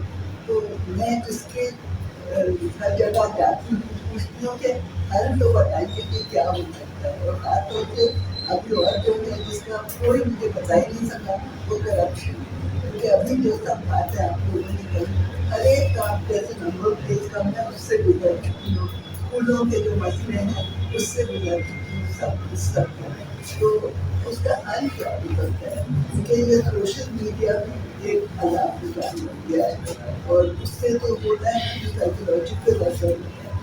तो आप लोग उसका कोई हल यानी ऐसा कि लोग अपने तौर पे कुछ करने या क्या हो सकता है? जी, ये मैडम जुबैदा मुस्तफ़ा साहबा थी, डॉन में एडिटर हैं और लिखती हैं और एक बड़ा नाम है हमारी सोसाइटी का। एक सवाल स्टूडेंट का भी एक साथ ले लेंगे आप नोट कर दें इसके बाद जी, बोले आप। सर जमीन मेरा नाम, मैंने सुना आरिफ हसन साहब आ रहे हैं तो उनसे मुलाकात के लिए मैं आ गया। लेकिन बहुत ही अच्छी तकरीर हुई और चंद रोज पहले बात हुई थी तो जाहिर से मैंने कहा था कि भाई आरिफ साहब जब भी आए तो मुझे भी बता देना, तो उनका इन्वाइट बना गया। भाई बात यह है कि सवाल बहुत उठाए गए हैं और उधर वो मैं देख रहा हूँ लिखा है enhancing political prowess through active participation in local and national political process। तो जवाब तो इधर दिया हुआ है। अब ये बात और है कि सियासी जमात जो हुक्मरान जमातें हैं और पब्लिक में बहुत फासला आ गया है। हम लोग जो महराज मोहम्मद खान और फतेह अली खान के पैरोकार थे और उनके साथ हमने ज़िंदगी भर काम किया, तब हमने ये सोचा कि कुछ ना करने से तो बेहतर है, तो हम लोगों ने जाहिद साहब भी हमारे साथ शरीक है, कंसर्न सिटीजन्स अलायंस बनाया है जिसमें कोई 15-20 तंजीमें हैं। आपका मसला कोई हल नहीं करेगा। एज सिटीजन्स आप लोगों को खुद एक्टिव होना पड़ेगा और आपको सिर्फ तनकीद नहीं करनी है, आपको सोल्यूशंस देने, क्योंकि वैसे तो आप टीवी खोल के बैठ जाए तो हर चैनल पे जो तनकीदें हो रही हैं लेकिन कहीं पर कोई हल नहीं पेश कर रहे हैं। हमारी सियासी जमातें जो हुक्मरान सियासी जमातें हैं وہ کوئی حل بھی نہیں پیش کر رہی ہیں. تو ہمیں خود کچھ کرنا پڑے گا. اور میں صرف آپ کو دعوت دے سکتا ہوں, میں تو کسی اور مقصد سے آیا تھا, لیکن آپ سب سے مل کر کے اور آپ کی باتیں سن کر میں آپ سب کو دعوت دینا چاہتا ہوں کہ زاہد صاحب کے توسط سے ہمارے کنسرن سٹیزنز الائنس میں آئے, یا جہاں جہاں ہم ایشوز ریز کر سکتے ہیں. مثال کے طور پہ اب سال بھر ہو گیا ہے, میں 2 منٹ اور آپ کے دوں گا. تو ہم نے دیکھا کہ یہ تنظیم اب چل سکتی ہے. تو ہم نے 16-17 کمیٹیز بنائی ہیں, جیسے health, education, town planning, geopolitics and foreign affairs, universities کا, ایجوکیشن کا, اسٹوڈنٹس اینڈ یوتھ کا, لیبر کا. تو اس میں یہ ہے کہ جو فرد جس کمیٹی میں کام کرنا چاہے اس میں کام کر سکتا ہے, یا جو ایکسپرٹیز ہے لوگوں کے پاس وہ آنا چاہیں وہ آ سکتے ہیں, تاکہ ایک فوکسڈ اور ٹارگیٹڈ کام ہو. اور ادھر ہم زاہد صاحب سے اور دیگر کچھ اور بھی دوست ہیں, نعمان صاحب بھی کبھی کبھار آ کے ہماری رہنمائی کر دیتے ہیں. تو اس میں مل کر کے کریں گے تو شاید کوئی راستہ نکلے گا. اور آپ کو لوکل گورنمنٹ کی امپاورمنٹ کے لیے کام کرنا پڑے گا, کیونکہ یہ بہت سارے ایشوز لوکلی ہی طے ہو سکتے ہیں. تو بس اتنا. بہت شکریہ اظہر صاحب, بہت شکریہ کہ لوگ اکٹھے ہوں, بات کریں تو مسائل حل ہوں گے. جی نہیں, ایک منٹ, یہ میڈم پیچھے.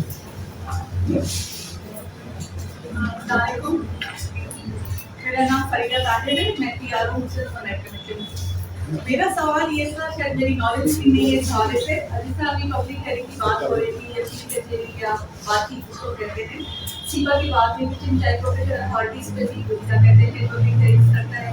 میرا سوال یہ تھا کہ جو لینڈ مینجمنٹ کمپنیز ہیں, بورڈ آف ریونیو ہے اور کوئی جتنے بھی ادارے ہیں ہمارے پاس, کیا وہ کوئی بھی منصوبہ بندی کرنے سے پہلے اس پرٹیکولر ایریا کے لوگوں سے کنسرن کرتے ہیں کہ ان کو کیا کہتے ہیں جو بھی ایشوز وہاں پہ ہیں, کیونکہ جو آفیشلس ہیں وہ تو علاقے میں رہتے نہیں ہیں, ان کو تو اس گراس لیول کے باہر کے مسئلوں کا نہیں پتا ہوگا, یا پھر کرتے ان کے ایکٹ میں ہے کرتے نہیں ہیں یا کرتے ہیں.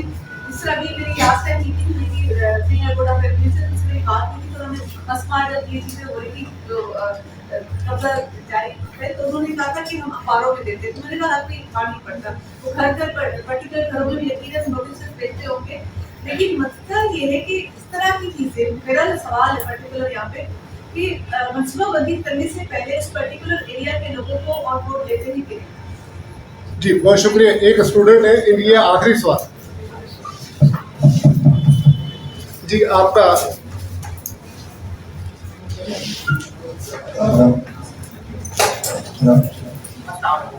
میرا حسن علی ہے اور جامعہ کراچی شعبہ سماجی تربیت سے میرا تعلق ہے.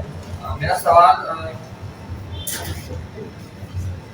بیسیکلی یہ ہے کہ ہم شہر کو سمجھنے کی کوشش کر رہے ہیں, تو آرکیٹیکٹ اور سماجی کارکن کا بڑا اہم کردار ہوتا ہے. میرا سر نعمان سے یہ سوال ہے کہ شہر تصویر سے تقسیم ہو رہا ہے, اور جس طرح ہمیں کچھ آبادی کے حوالے سے آپ سے بتایا, تو سر میرا صرف مختصر سوال یہ ہے کہ جس طرح کا ماحول شہر کا ہوتا جا رہا ہے, اور ہم دیکھ رہے ہیں کہ جیسے کہ سر عارف نے کہا کہ اتنا بڑھتی جا رہی ہیں, اور شہر کوئی خاصا پلان نہیں ہے, اور شہر ابھی تک پتہ نہیں چل رہا کہ شہر نے کس طرف جانا ہے. میرا سوال یہ ہے کہ اس میں سماجی کارکن کا کیا کردار ہو سکتا ہے, کیونکہ ہم نے یہ دیکھا ہے کہ دنیا جہاں بھی سویلائز شہر ہیں, جو ماڈرن شہر ہیں, وہاں پہ آرکیٹیکچر سوشل ورکر کا بہت اہم کردار ہے. تو کراچی میں ہم نے ابھی تک ایسا کوئی کام نہیں دیکھا ہے بڑے لیول پر کچھ ہو رہا, کیونکہ جو مسائل جن مسائل سے عوام گزر رہی ہیں, تو ان مسائل پر بات کرنا, پھر ان مسائل سب کو نکالنا, اور شہر جس طرف جا رہا ہے اس کے لیے سماجی کارکن کا کیا کردار ہونا چاہیے, اس حوالے سے تھوڑا سا. بہت شکریہ. آخری سوال آپ کا, مائک اپنا نام بھی بتائیے گا.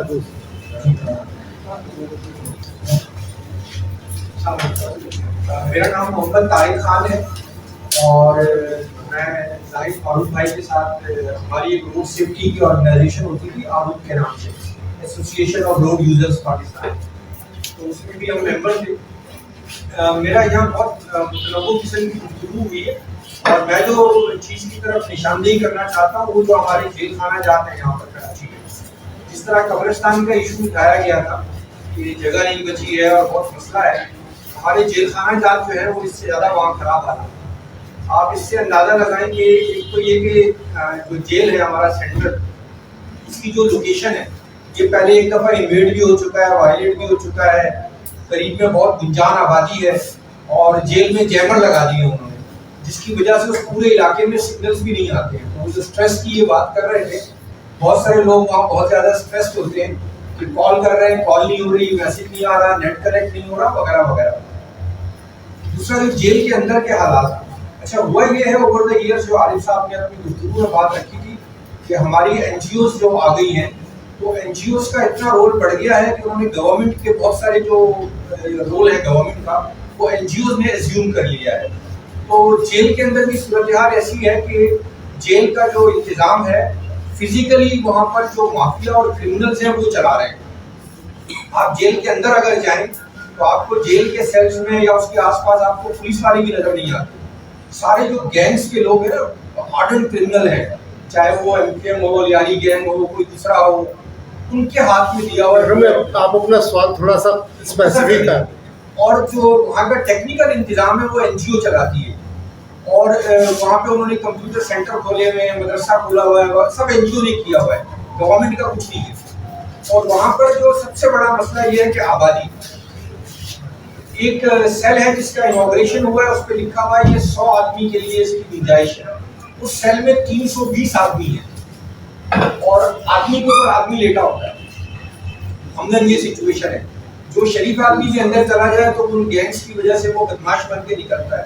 دے are no longer a correctional centre. تو جیل خانہ جات کے مسائل کو بھی حل کرنے کی ضرورت ہے. جیل ایک بڑا ایشو ہے، اس کو ہم نعمان صاحب نے لکھ لیا، بات کرتے ہیں. جی نعمان صاحب آنسر کریں. اس کو میں آپ سے انٹریکٹ کر سکتا ہوں. اسد صاحب بعد میں چاہے. جی بہت سے اہم سوالات ہیں، ہم اسی ترتیب بات کرتے ہیں. زبیدہ صاحبہ نے 2 چیزوں کی طرف بات کی تھی. ایک تو ڈرگس کا مسئلہ، منشیات، اور منشیات ظاہر ہے کہ یہ کوئی کراچی کے کانٹیکس کے حوالے سے کوئی نیا مسئلہ نہیں ہے. صرف یہ کہ ڈرگس کی جو آپ کہہ سکتے ہیں کہ ساخت ہے وہ بدلی ہے. کہ کون سی ڈرگس پہلے استعمال ہوتی تھی، کن راستوں سے آتی تھی، ان کے سرپرست کون ہوتے تھے، وہ کسی حد تک بدل گئی ہے. بات یہ ہے کہ ڈرگس یا اس قسم کی دوسری اور تمام جو سبسٹینسز ہیں وہ ایک بہت کمپلیکیٹڈ سپلائی چین کے ذریعے سے شہر میں داخل ہوتے ہیں، اور اس میں زیادہ تر جو ان کا ٹارگیٹ ہوتا ہے وہ نوجوان ہوتے ہیں.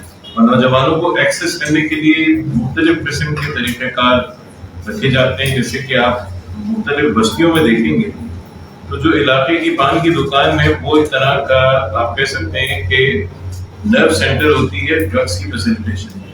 ہم نے بہت طویل عرصے کام کیا تھا لی مارکیٹ اور اس کے آس پاس کے علاقوں میں، اور اس میں تقریباً تمام جو پان والے تھے ان سب سے ہمیں یہ اندازہ ہوا کہ ان سب کا کچھ نہ کچھ تعلق جو ہے وہ اگر ڈرگس کی سپلائی میں نہیں ہے تو کم سے کم معلومات کی فراہمی میں ضرور. تو یہ تو میں ایک عام شہری کے طور پہ آپ سے بات کر رہا ہوں. آپ یقیناً ہمارے قانون نافذ کرنے والے ادارے سے اور زیادہ ڈیپر انسائٹ رکھتے ہوں گے.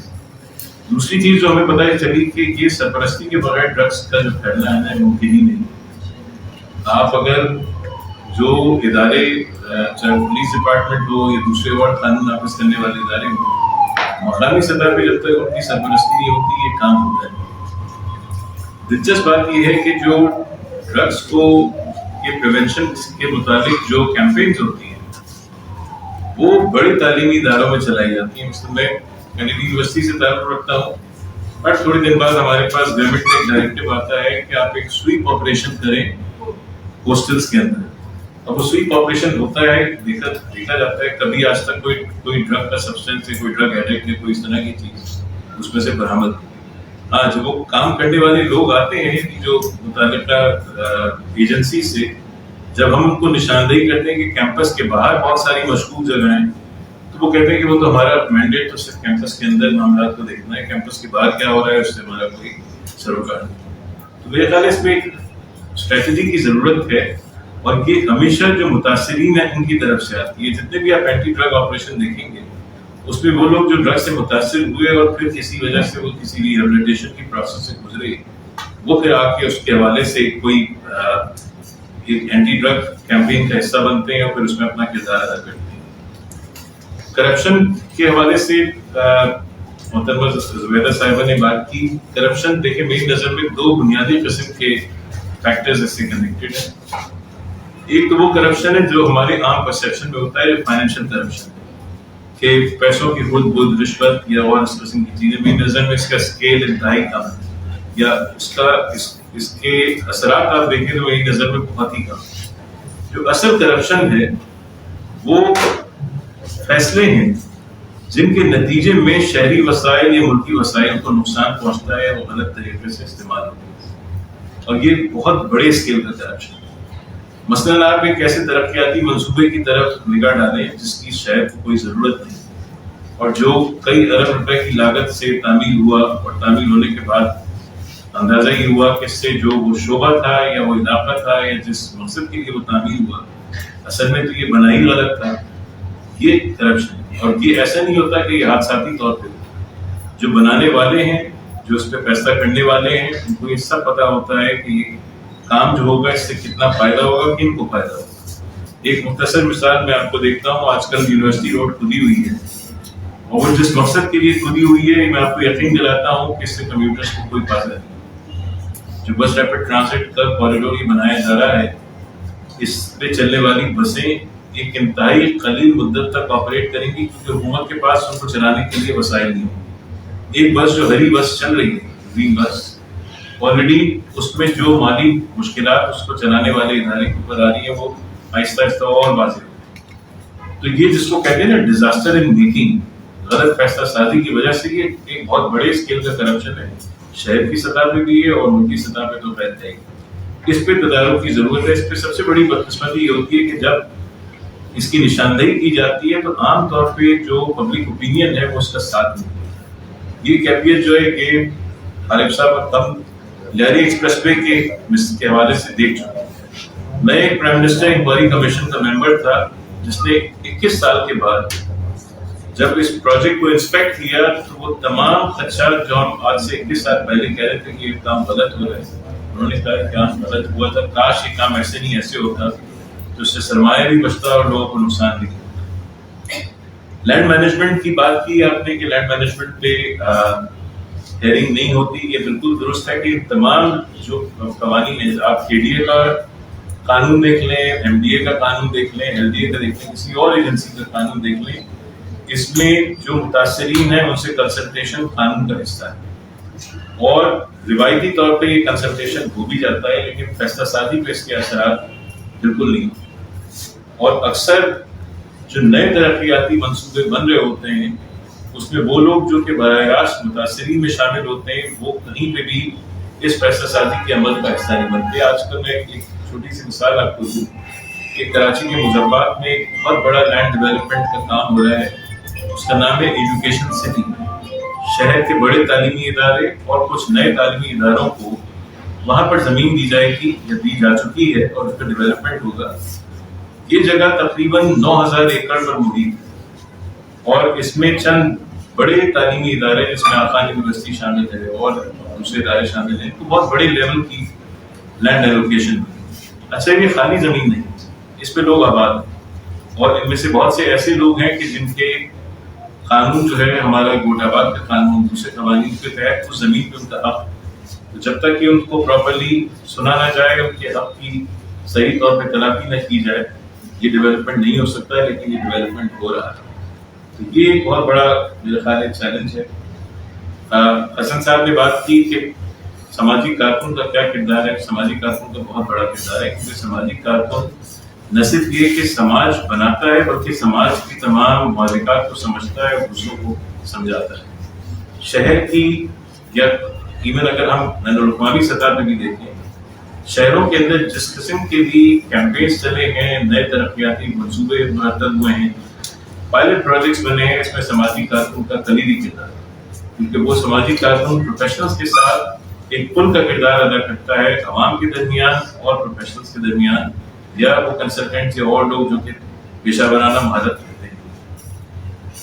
پریزنس کی جو آپ نے بات کی بالکل درست ہے. میں بہت سے ایسے تھیسس ایکسرسائز سپروائز کر چکا ہوں جس میں پریزنس کی جو اندر کی حالت تھی, ویسے آرکیٹیکٹ بھی ہمارے انٹرسٹ کا ایک موضوع بھی ہے. 2002 में मेरी स्टूडेंट ने कराची प्रिजन पे, कराची सेंट्रल जेल पे थीसिस की थी। उस वक्त के आदाद शुमार के मुताबिक ये 4 गुना ओवर क्राउडेड था। अब आप अंदाजा लगा सकते हैं कि 2002 से अब तकरीबन 21 साल का वक्त गुजर चुका है। अब उसकी क्या हैसियत होगी, ये बिल्कुल दुरुस्त बात है। इसमें कुछ मंसूबे बने थे इसको शहर से बाहर ले जाने के लिए, और इसमें कुछ डिज़ाइन एक्सरसाइजेस भी हुई थी।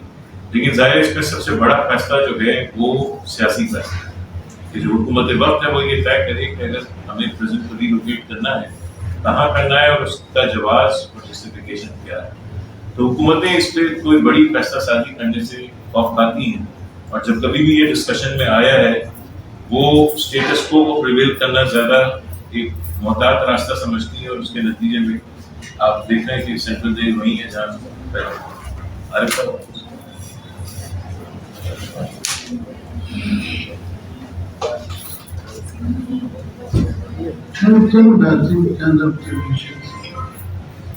पहली बात तो ये है मंशियात का और ज़मीन का और प्रोडक्शन का बहुत करीबी रिश्ता है।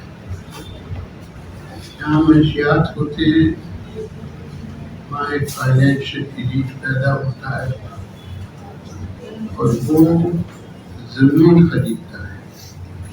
जितनी भी डेवलपमेंट्स होती हैं सिर्फ यहाँ नहीं, हिंदुस्तान में भी, यूरोप में भी, बहुत हद तक सदर्न यूरोप में,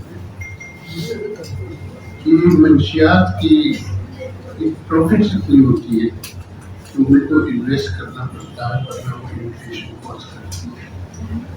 तो ये इन्वेस्टमेंट की इजाज़त देते हैं मुल्क कि जाओ ज़मीन खरीदो, डेवलपमेंट करो। इसी तरह से आपके यहाँ भी हो रहा है। ये जो आपकी कॉलोनीज बन रही हैं या बड़ी बड़ी टाउनशिप बन रही है, जहाँ एक टाउनशिप मैनहट्टन से भी ज़्यादा बड़ी होती है, ये कहाँ से आया है पैसा? इसका सोर्स क्या है? आप इसको ट्रेस नहीं कर सकते। ये नेटो सरकार से आया है जो यहाँ से गए हैं अफगानिस्तान, अफगान ट्रांजिट ट्रेड से आया है जो अरबों रुपए में हुई है। ये आपके जो फ्रूट सप्लाई था, जो अमेरिकन फ्रूट्स, ये उससे आया है। ये खरबों रुपए का था। ये कहाँ गया पैसा? ये लैंड में इन्वेस्ट हुआ है, ये हुकूमत के अफसरान में इन्वेस्ट हुआ है, ये सियासतदान में इन्वेस्ट हुआ है। तो ये पूरा जो करप्शन का जाल है ये इस पैसे से फैलाया गया है। चुनांचे आपके जो मुलाजिमीन हैं हुकूमत के, तो आपके मुलाजिमीन नहीं हैं, वो इनके मुलाजिमीन हैं। वो लोग जो एग्रीकल्चरल क्रेडिट को फॉलो करते हैं वो आपको बताएंगे कि जो आड़ती है वो बदल गया है, उनकी टर्म बदल गई है। तो एक नए आड़ती मार्केट में आए हैं जो बैक वक्त पैसा देते हैं बजाय इसके कि वो क्रॉप की प्रोग्रेस के हिसाब से पैसा दें। क्या आपके एग्रीकल्चर प्रोडक्शन को तब्दील कर रहा है जो 3-4 साल में कर देगा। तो एक तो मैं ये कहना चाहता था। दूसरी बात जो अहम है मानने के लिए है वो कम्युनिटी एक्टिविस्ट है।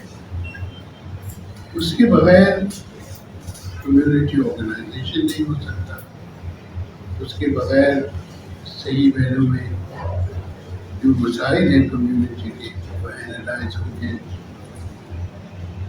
सपोर्ट ऑर्गेनाइजेशंस के सामने नहीं रखे जा सकते, उसके बगैर नेगोशिएशन नहीं हो सकता। मगर मेरी सोच ये है कि आपको एक नई किस्म का कोई ऑर्गेनाइजर चाहिए, उसकी तलाश करनी चाहिए। पहले तो समझे कि सूरत हाल क्या है, बदल गई है सूरत हाल, मगर हमें ये नहीं पता कि मौजूदा सूरत हाल क्या है और क्यों है। एक दफ़े हम ये थोड़ी सी हमें डायरेक्शन मिल जाए तो मेरे ख्याल में कम्युनिटी ऑर्गेनाइजेशन से भी मुख्तलिफ किस्म की ख्वाहिशात रहेंगी और जी भाई आप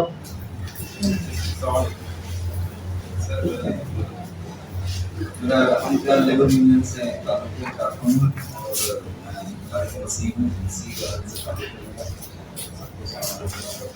सर ये इस्लामी जमहूरी पाकिस्तान में हम लोग रहते हैं, तो ये गुलदस्ता है, सब कौमें सब लोग। सर कहने का मकसद ये कि ये 180 शराब खाने शहर में, तो जब सियासतदान या कोई समाजी या उसमें मैं या कोई लेडीज सब मैं सब शराब पी के दारू पी के फैसले करते, मैंने देखा वहाँ संविधान में भी बैठ के देखा, मैंने इनके ऑफिसों में भी बैठ के देखा, शराब से बैठे हुए देखा, उनके घरों की पार्टियों में भी बैठे देखा हुआ। इस सारे फैसले या शराब पी के नशे की आदत में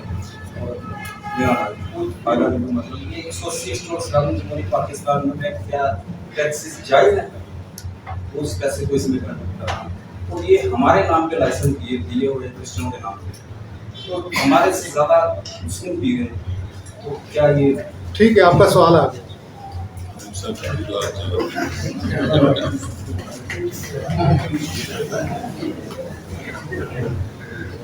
तो आप तो एहतजाज ही कर सकते हैं ना इसके खिलाफ, आप और क्या कर सकते हैं?